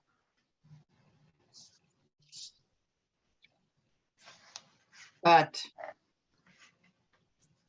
sometimes you see it's almost square, almost like a batard, or nice and round. It's very seldom that the top of the D lines up with the front of the bowl.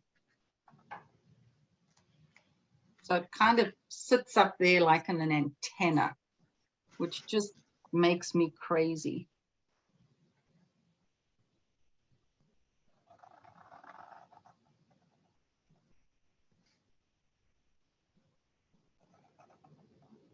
And then you can close it up.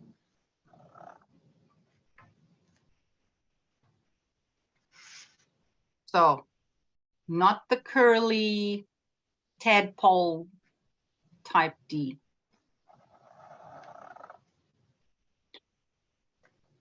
Our U starts out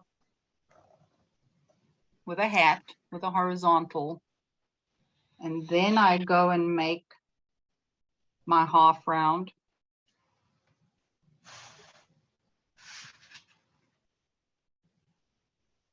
It is not this, okay? It's not oval. It's bigger and fatter and wider than you think it should be.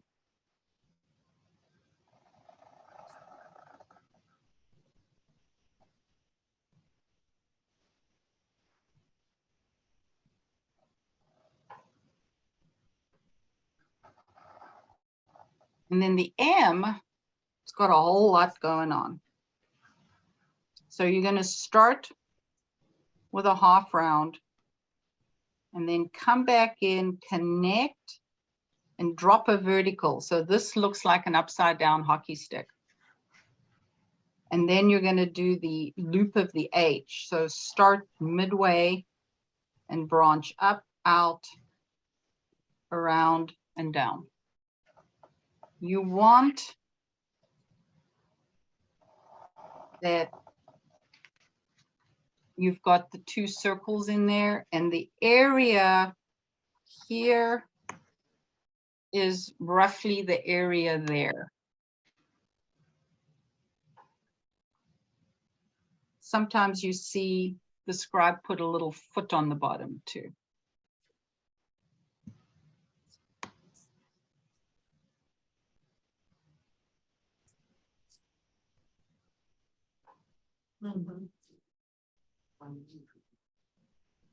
The P starts out like a letter J, connects quite high up,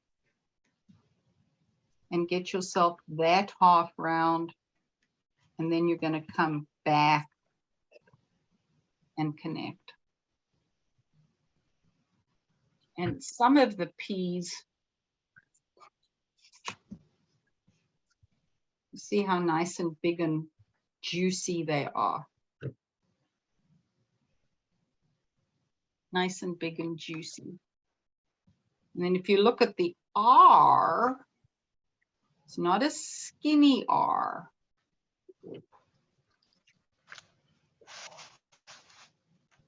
So the R starts out like a J and drops down like a J.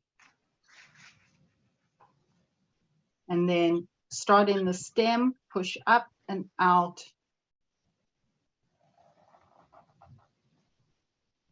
And then take a diagonal. Some of them don't connect to the stem. Some of the stems don't go all the way down.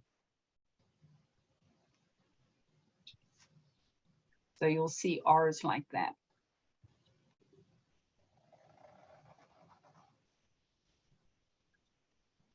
But much bigger and wider than you would think. The same with the B. The B starts like an L.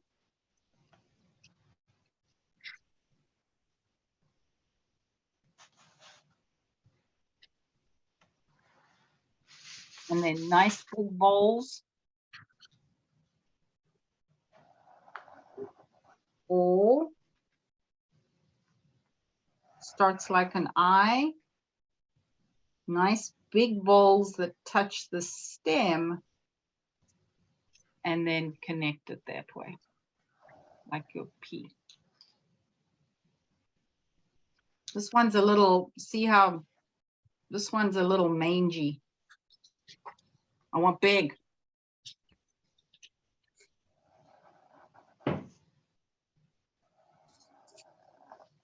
If you look at this one, see how big that B and the R is.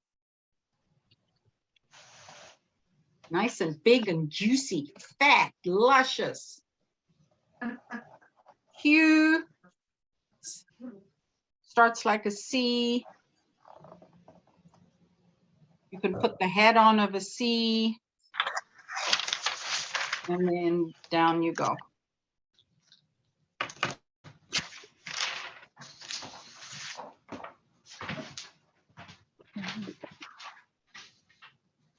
Now, in the same way as that I'm not a fan of the N in the script, I'm not a fan of the W. So because there's no calligraphy police, I will very often do a W like that. Upside down M is basically what it is.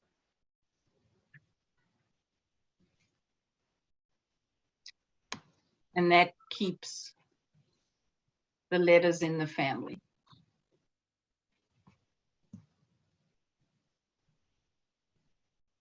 To my way.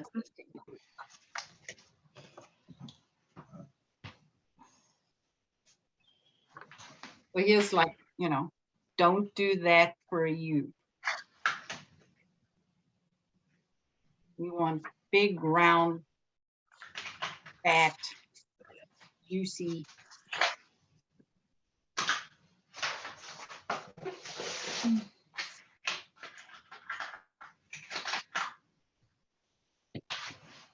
All right, diagonals.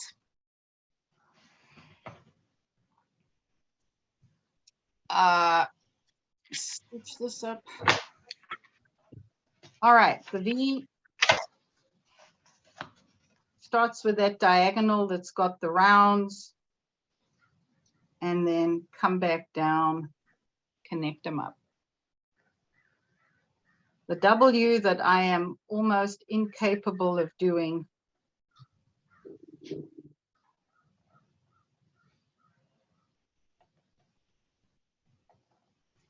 and I put a bend on it, and that's wrong.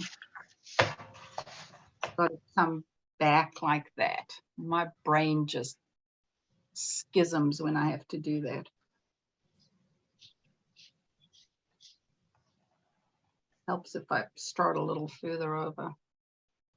And then your Y is a V with a long tail.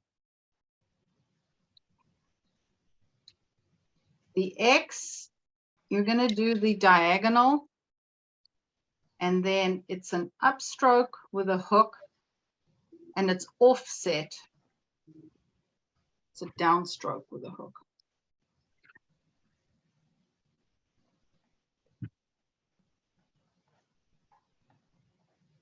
A, and there are any number of varieties of A's. There's an A that has this sort of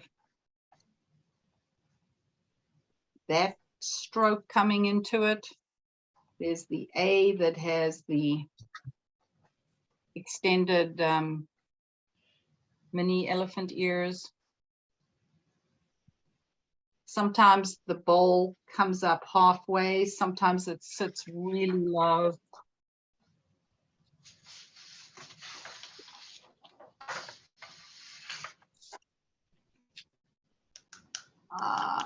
Here's a teeny tiny skinny little bowl. Here's a fatter bowl. This one's almost, it's just off of vertical.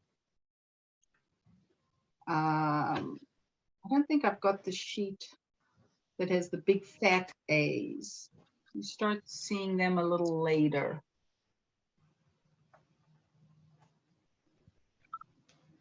And of course, we don't know the order in which the scribe wrote the pages. We've got some guesses, but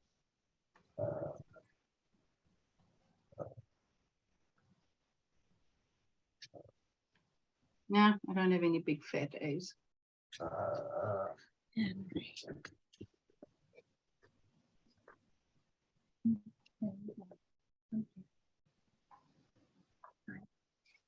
And then I think I'm down to the Z and the A, right?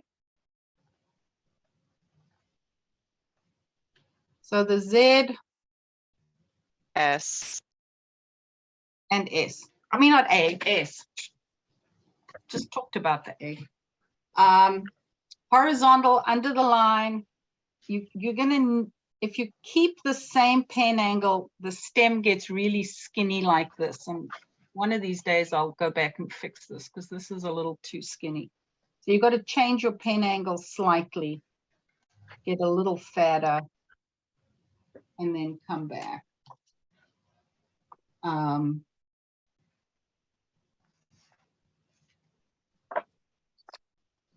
This is what their Z looked like. I think there's like, I can't remember, Patricia said there were 2 or 3 Zs. So this one has a very heavy top and a very narrow bottom. And for our modern sensibility, people don't quite know what that is. But that's the original form.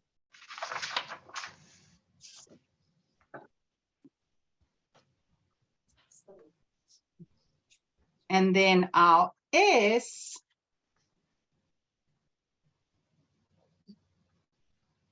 you're going to want a strong horizontal drive on that stem.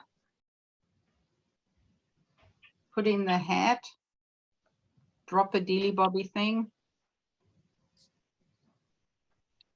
and then come back.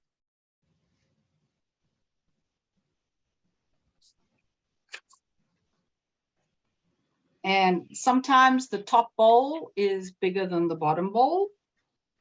Sometimes they're more balanced. Balanced. Top bowl's bigger than the bottom bowl.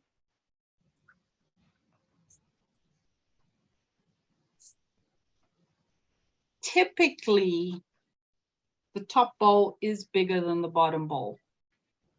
But I don't like that from a modern perspective. So either I try and make them even, or I have the bottom one a little bigger. Otherwise people go, your letters are upside down. They're not upside down.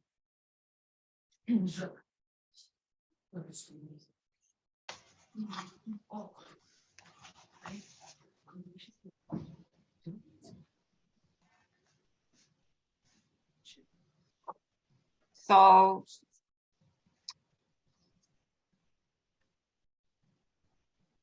watch out for no ovals on your H's, your U's, anything where you're doing that shape, your Y's, your M, try to keep your two halves the same. The stroke on that Y on the V is more straight than it is curved.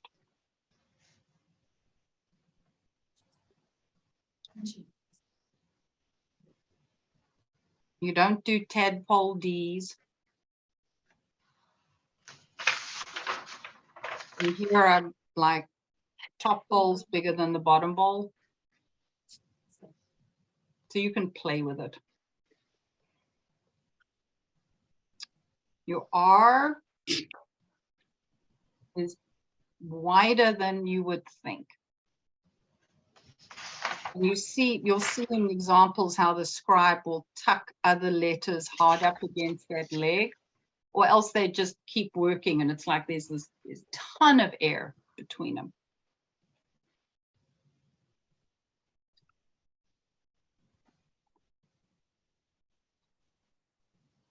And I'm taking photographs of these pages as we're going along, and they'll all go into that Dropbox, and you can access them.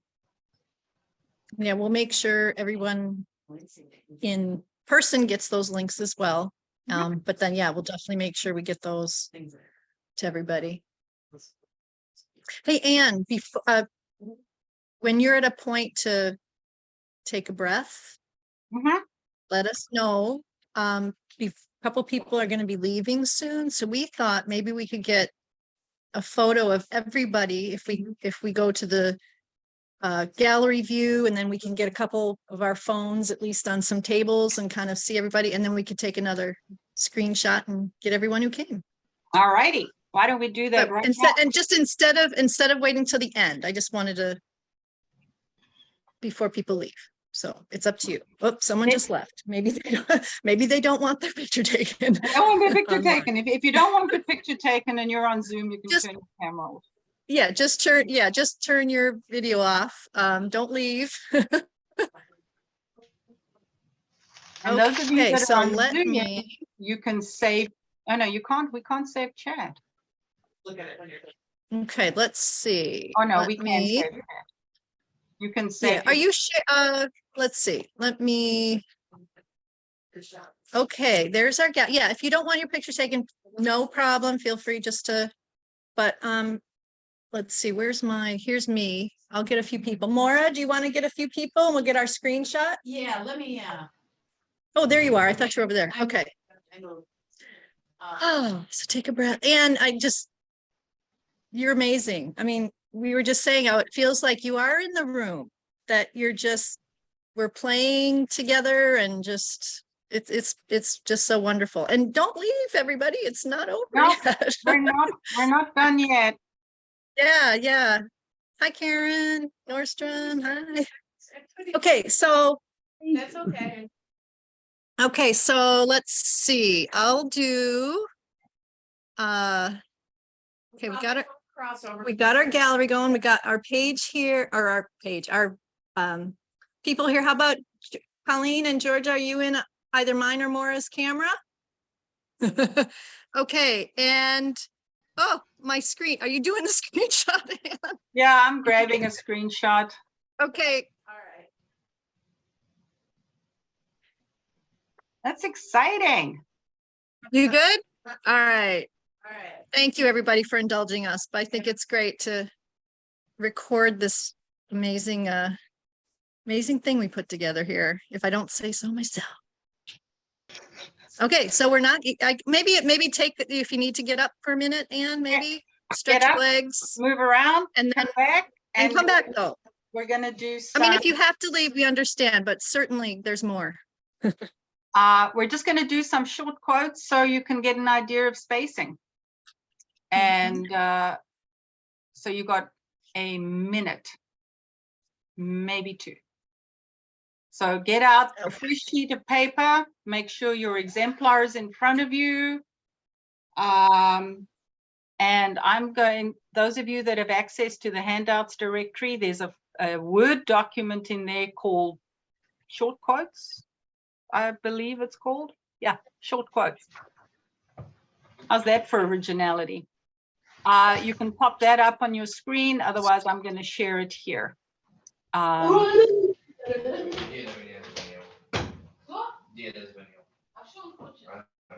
So there's some short quotes.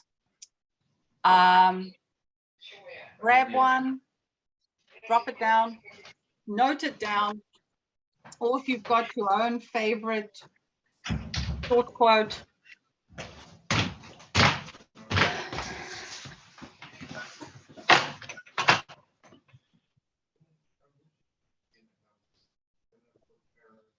has everybody got a quote?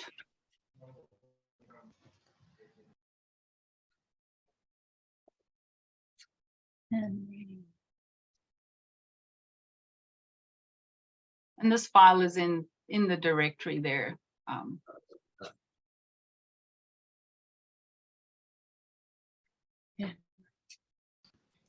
Where we should get a quote?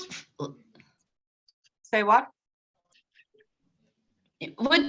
Can you repeat, please? We have to get a quote. Yeah, up on my screen, I'm busy showing just some quotes. Grab one of them, write it down, and then we can start working on doing some words here quickly before we close out. Sometimes when people, you need a quote, everybody goes, I have no idea how to do that. Well, I've given you a file. Can always do a quick brown fox. Always do a pengram or a quick brown fox or a give me 7 jugs of whatever. Oh, okay. Thank you. I thought you were coming up with a short quote. I thought you were saying a quote. And I said, oh, water. There's a bite. Here's a suggested quote. There's a bright green water bottle in the restroom. There we go. There you go. It's a fact, but we can write that. There you go. What's up, Mark? Oh, nothing. I was just looking at this. We're gonna talk. Oh, no, this is Oh, them. I'm just writing the not screen missing this anything time. It's time my- for bikini. All right. So when we Okay, let me get a better view for our audience here. Okay. You are ready, Anne. Go ahead. Yep, you go.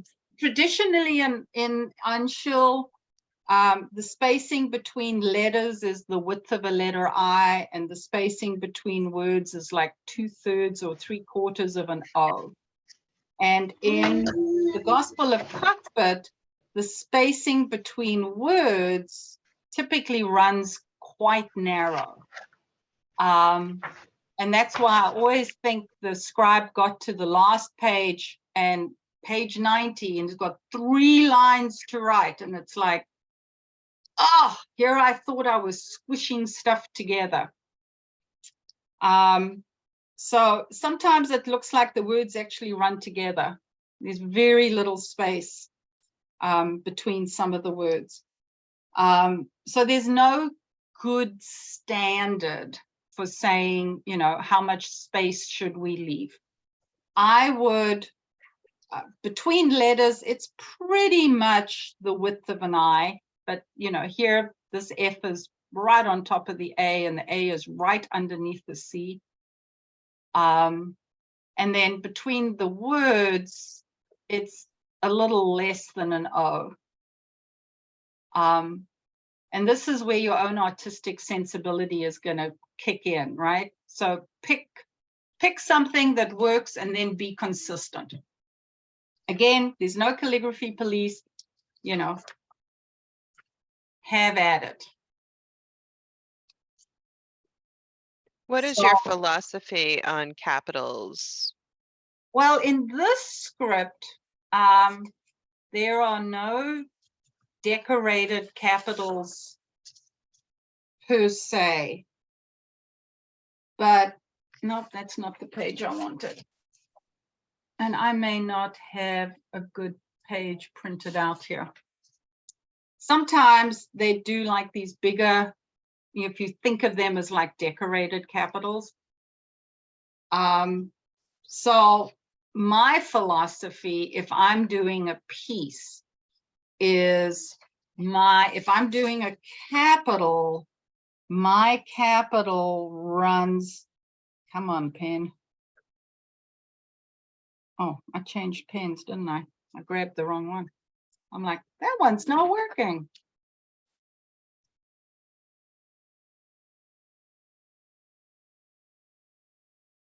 So instead of my B going within the X height, I'll make it run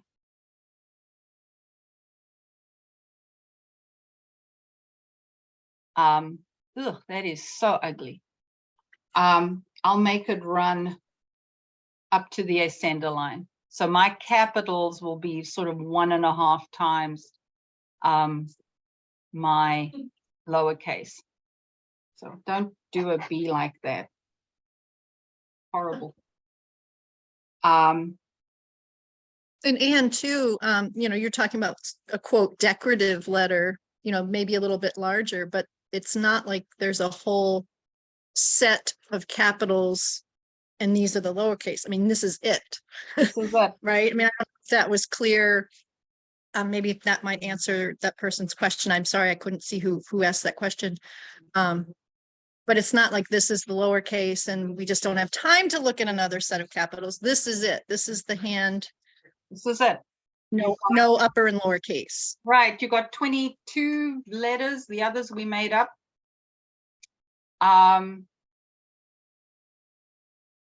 There's no capitals. There's no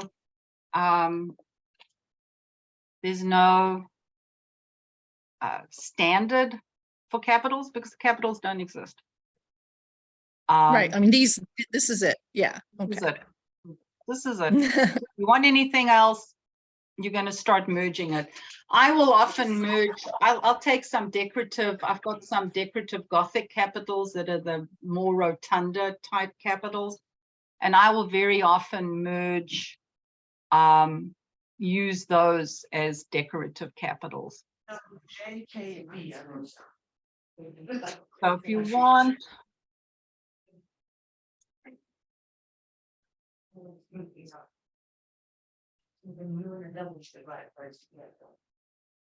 so here's a super pretty A. You know, so every now and again, the scribe kind of cut loose. Here's a C that's running higher. Here's an E that's running that bit higher. Here's another one. This S is running a bit higher. So they kind of almost, if you squint and spit at it, you know, doing that as capitals. Here's another page. This is 28 recto, where not decorative capitals, the Q is different to the lowercase, but these bigger capitals are the same as the lowercase. Here's another one. So these are pretty much double size.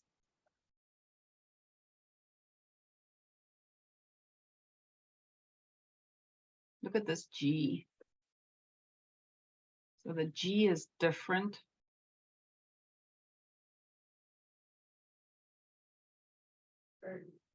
These are all pretty much.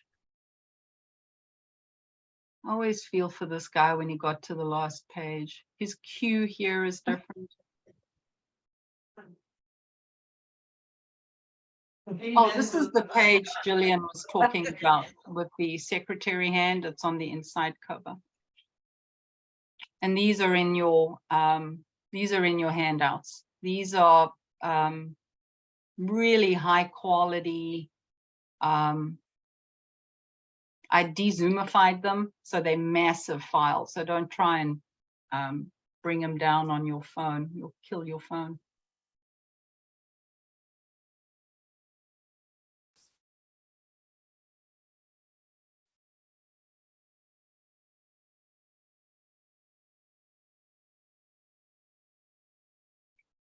How's everybody doing with words?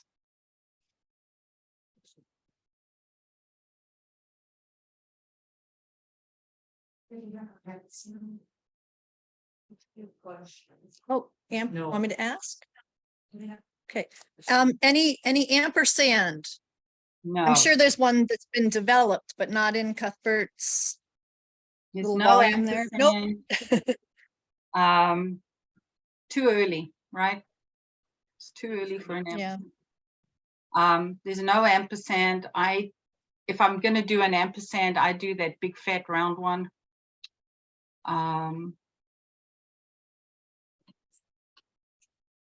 Let's see if I can. Someone say which big fat round one? Okay, I think a demo is in order here. Level pictures. Oh, yeah. Something like that. So that I'm picking up that shape, that shape, and that shape.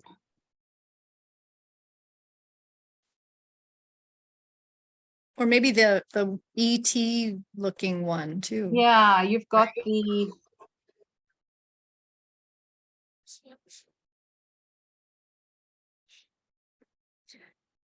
Yeah, that really fits, I think. Yeah. That fits. And then that particular ampersand brought up the question of ligatures too. Were there many in no? So those are things that that if you have them yourself, you've just kind of come up with what you like based on these letters. And that's, and that's why this is a nice hand for a back to basics, because you can go to the manuscript and you can see lots of the same without ligatures, without fancy weird, without a whole lot of decoration or things where they've morphed the letters to go with the decoration. It's a straight up and down, incredibly delicate, relatively precise manuscript and hand. And you don't have to do a whole lot of, what is this? Other than there are some of the Latin abbreviations with the Latin little diachromatic marks saying, I'm an abbreviation. But that's as weird as it gets.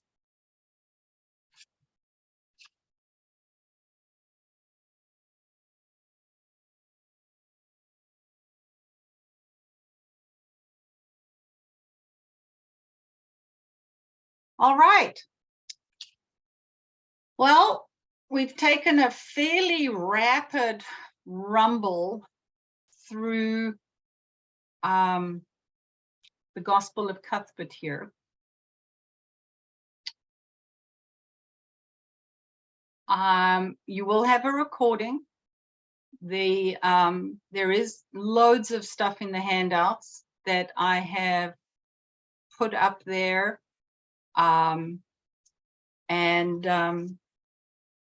Sally will share that out with everybody who's in person and everybody who came online.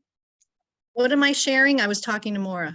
The Dropbox link and the recording link. Oh, yes. Yep, I put that in chat already. Yep, we'll certainly get all that information to everybody. And yeah, sorry. Yeah. If you haven't signed up for Makers U, please sign up, lickety split, because it's going to be an amazing time in April. And we do have some Chinese brush painting brushes, Chinese lettering brushes on the line here, as well as some pencil cases for people who have signed up and people who are going to sign up. Any other questions about Cuthbert? Or any other resources you would like to make sure you get?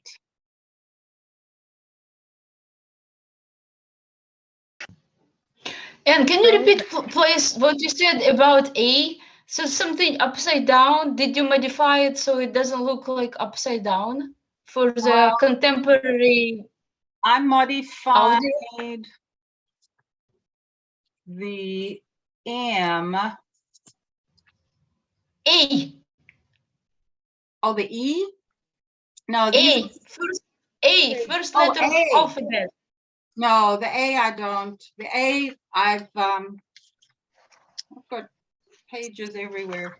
The A I typically do with a, is there an A on this page? I typically do the A with a slightly fatter bowl than the calligrapher did.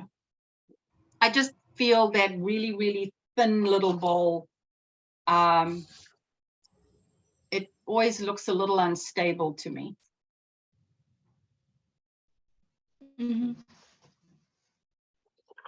But that's as exciting as I get with an A.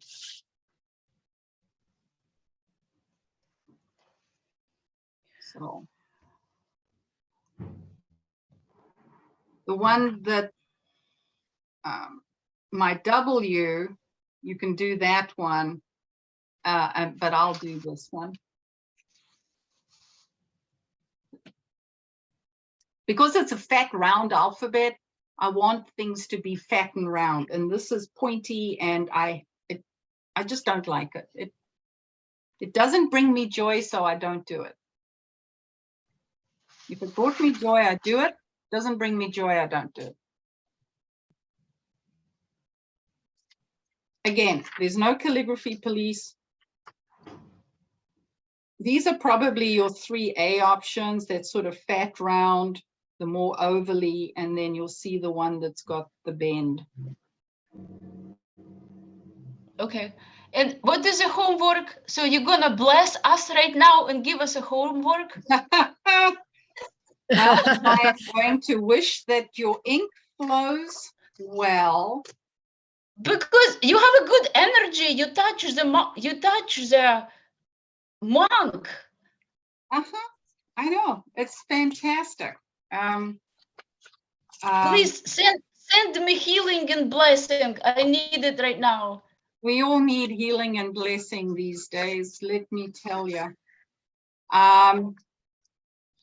So, any last questions, comments, thoughts, ideas?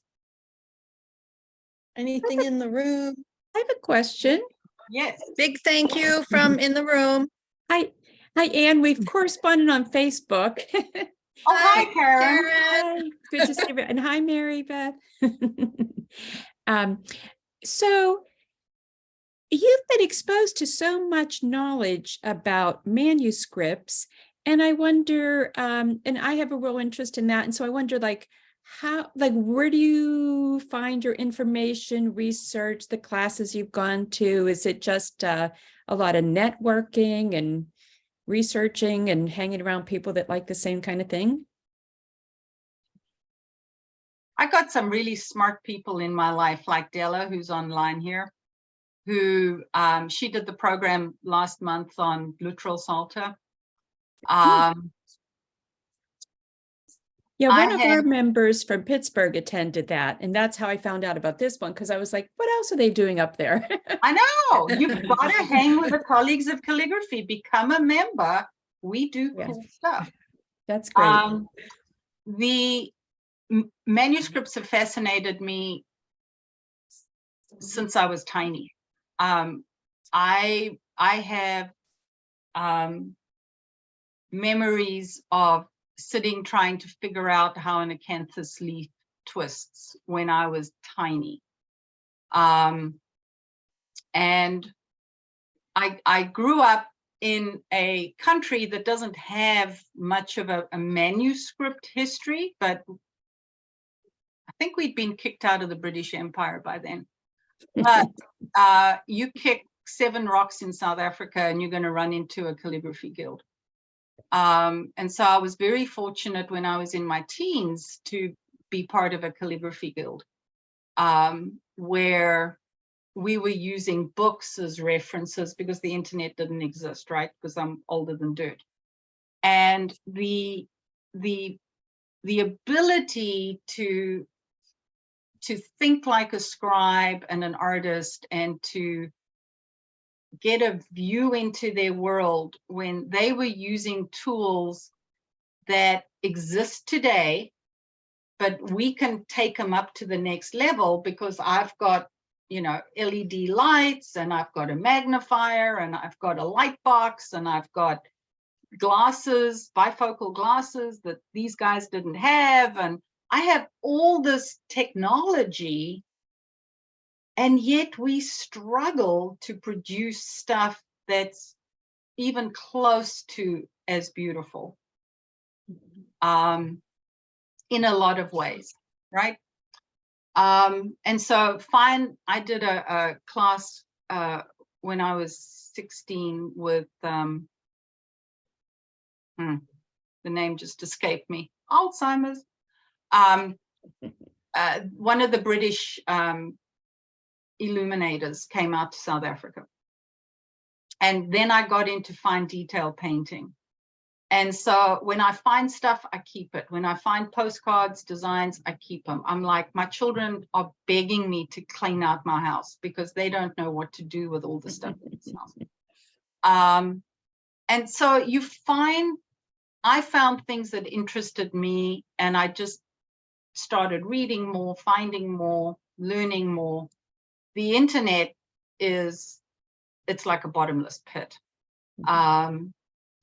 And so your ability to research documents is, through the roof.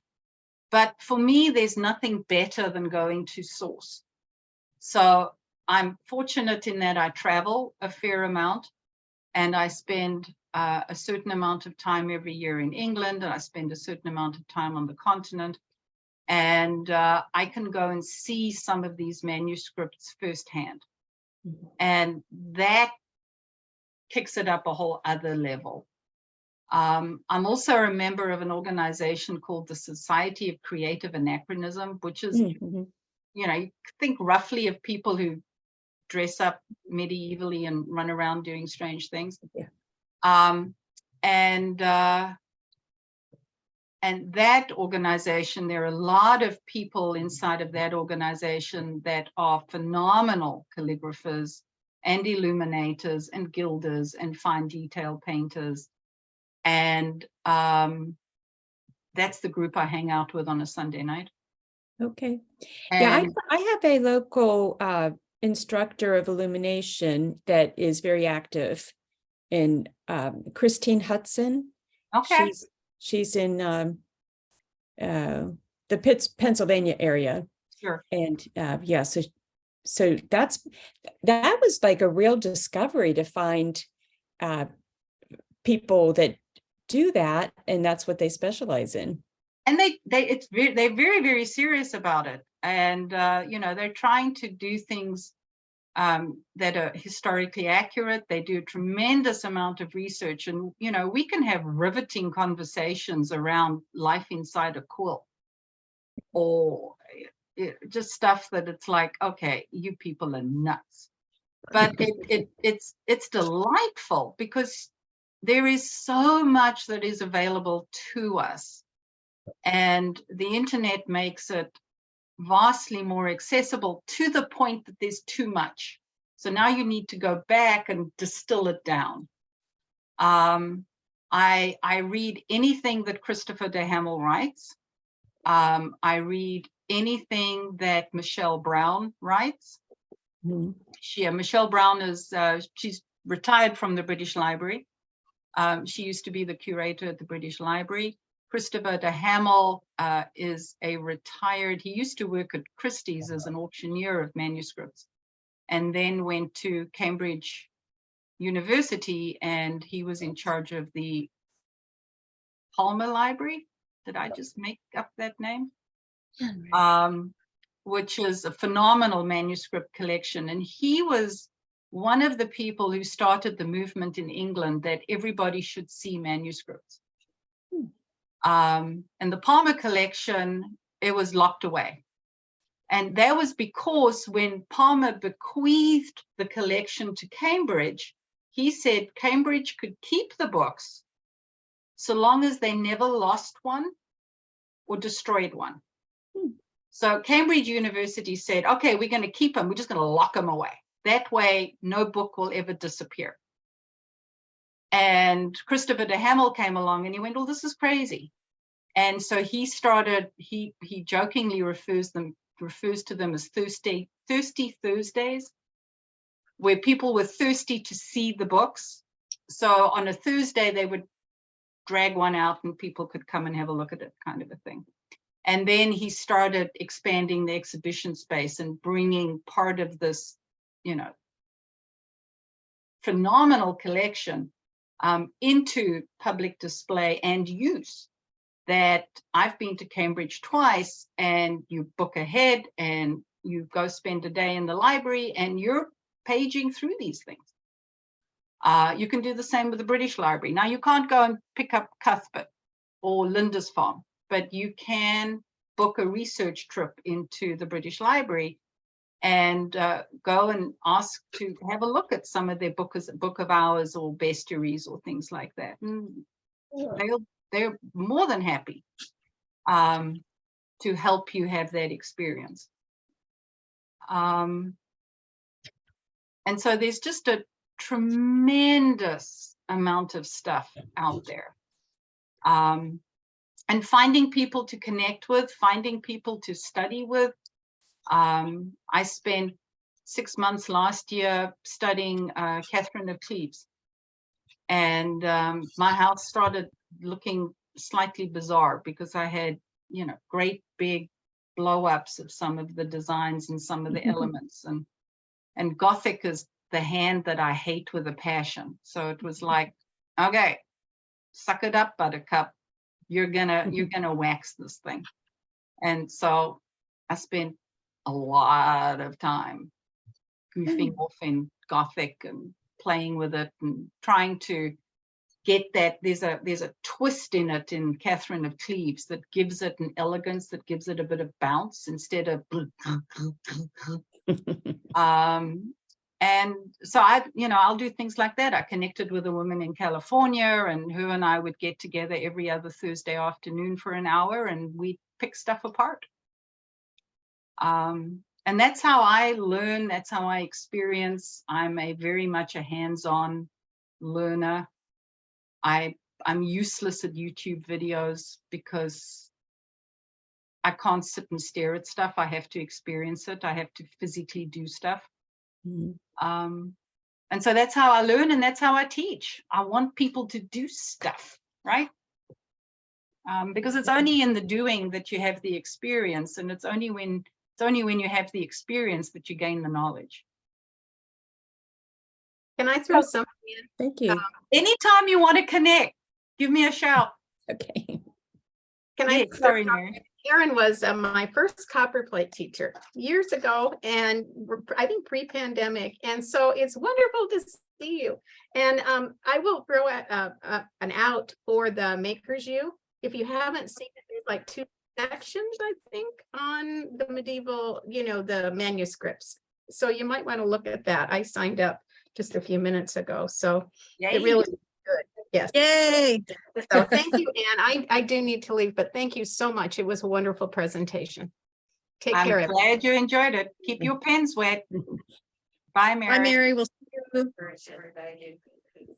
Any other questions, comments? Anybody want me to demo anything else again? What have we got up there? Hang on. Can I mention a book?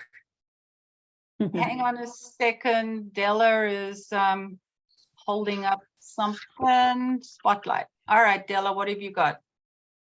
Oh, look at you. Beautiful. Very nice. Hi, Della. Della did a presentation for us last month on the Luttrell Psalter. It's a divine manuscript. Gillian, you had something you wanted to share? Yeah, this book, Mark Drogan's Medieval Calligraphy, it has several Uncial hands in it and then some other scripts that go up to the 14th century. And that was what introduced me to the sort of medieval lettering. So that's been helpful for me. Yeah, I have. See different types. Yeah, I think you have it too. I do. My one is even older than yours. Because, as my son reminds me, I'm older than dirt. The Calligrapher's Bible by David Harris. You can get it as a free download now on the internet. And then this David Harris, he came out to South Africa and taught for a month. And I spent 3 weeks with the man. This book of his, if you're looking for historical scripts, and he gives you examples of where to find them in documents. This is also available for free on the internet as a PDF. And if you don't find it, give me a shout and I'll send you those books. You can also get both of those books usually pretty easily through like used books on Amazon that are in really good condition for like $5. Oh yeah, and they're great. And I mean, those three live next to me all the time. I'm always pulling them out and having a look at something. Anything else? Anybody else want to show their work? Let's have a look. I'll share. All right, Jody. Oh, that is pretty. So Jody got into the curly T. Watch your drop on your C. Don't let it curl quite as much. Keep a little more vertical and drop. Yeah, it's a little clunky. And your A's lean over a whole lot. But your spacing is nice. You've got nice fat round letters. Look at her N. They're nice and big and fat and round. The R's are nice and spaced out. Very, very pretty. How did you find it as a hand to learn? It's actually, I'm enjoying it. And I'll throw out another prop for or plug for the SCA. You know, one of the nice things about the SCA is that's Society for Creative Anachronism that was mentioned earlier. They do a lot of handwritten scrolls for people. Like all of the kingdoms do handwritten scrolls. And it's a great opportunity to practice. And you don't have to be phenomenal. I intend to proceed with starting some Uncial scrolls. Good. Because, you know, it doesn't need to be perfect and no one expects it to be perfect. So if you're looking for just some stuff to practice on, it's a great way to practice too. So it is fun. I do some scrolls and it's a good way. Okay, Gretchen's got some stuff to show us. Yeah. All right, scoot it up a little bit, Gretchen. And we may have a problem with your background. Put it right in front of your face and pull it to your nose. Oh, you know what? You're on a blur background, Gretchen. Yeah. If you got rid of your blur background, it'd be perfect. And then after Gretchen, we have someone in house who wants to share too. Perfect.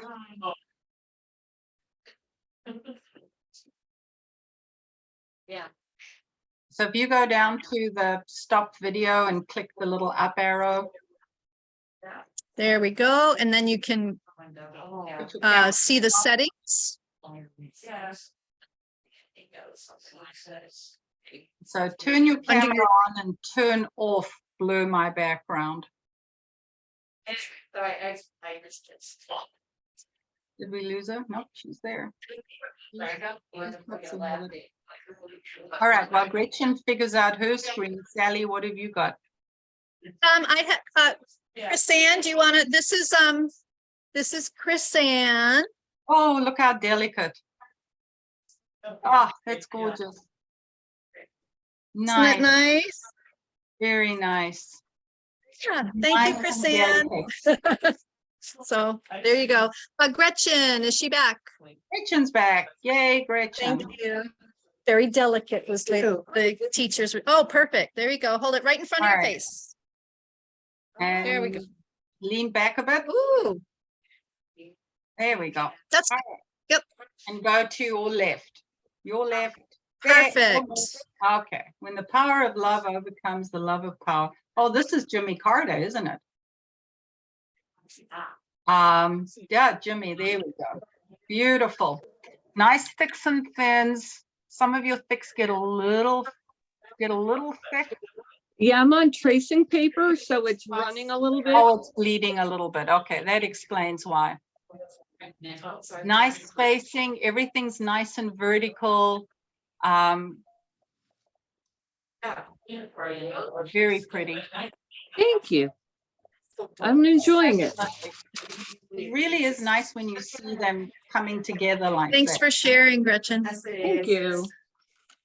Yeah, I'll think about it. Any other sharing questions?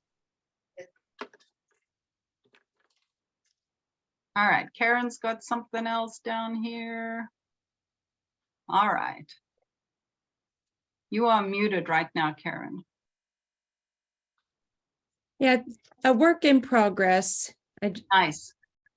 Nice and dense. Okay, so you've gone to that sort of dense, heavy Uncial that we know and love from sort of Book and Kells kind of a thing.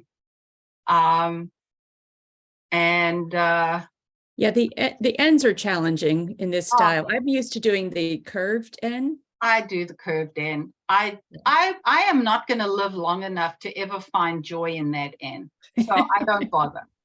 Yeah, and and again, what are they going to do? Fire me?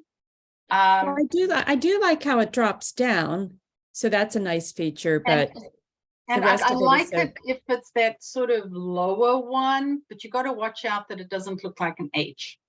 Right. Especially for the modern sensibility, right? And then you say to people, no, it's not an H. Here's my H. My H has got a big round belly on it. And they look at you like, what kind of H is that, right? Right.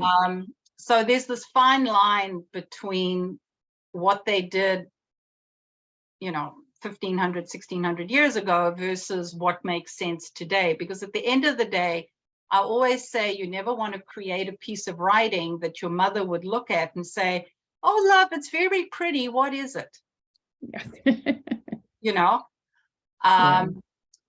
From an interlinear spacing point of view, there's about 2 pen nib widths between lines in Cuthbert.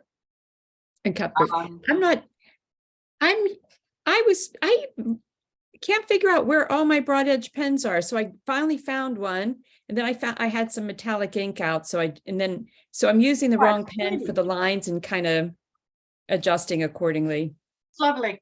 It's nice and even. You are consistent, right? And that's the one of the key things I always say in a piece of calligraphy is, even if it's wrong, be consistently wrong. And because there is no calligraphy police. I mean, you're going to find people out there who regard themselves as the bastion of correct lettering, but they can say, no, your A's got to look like this, and I can go and find 20 other manuscripts that say, no, it doesn't have to. So for me, if it looks like it gels, if it's consistent, if it breathes with the family, and that's why I really don't like the W in this alphabet, right? If it breathes with the family, if it feels like it's a cousin, do it. And make it your own, because we are modern day calligraphers. Our job is to make sure that other people do calligraphy. And if you're going to whack them over the head with, 42,000 rules on how to do an A, nobody's going to want to do calligraphy. Right. So make it your own. I have my own Uncial that when I'm doing bookmarks in the community, that's my go-to.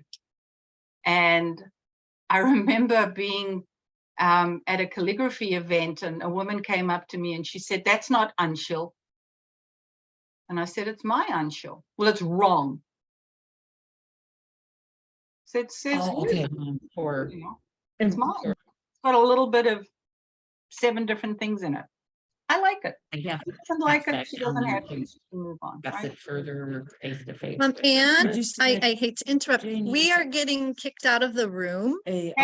So, but you guys can go on as long as you're willing.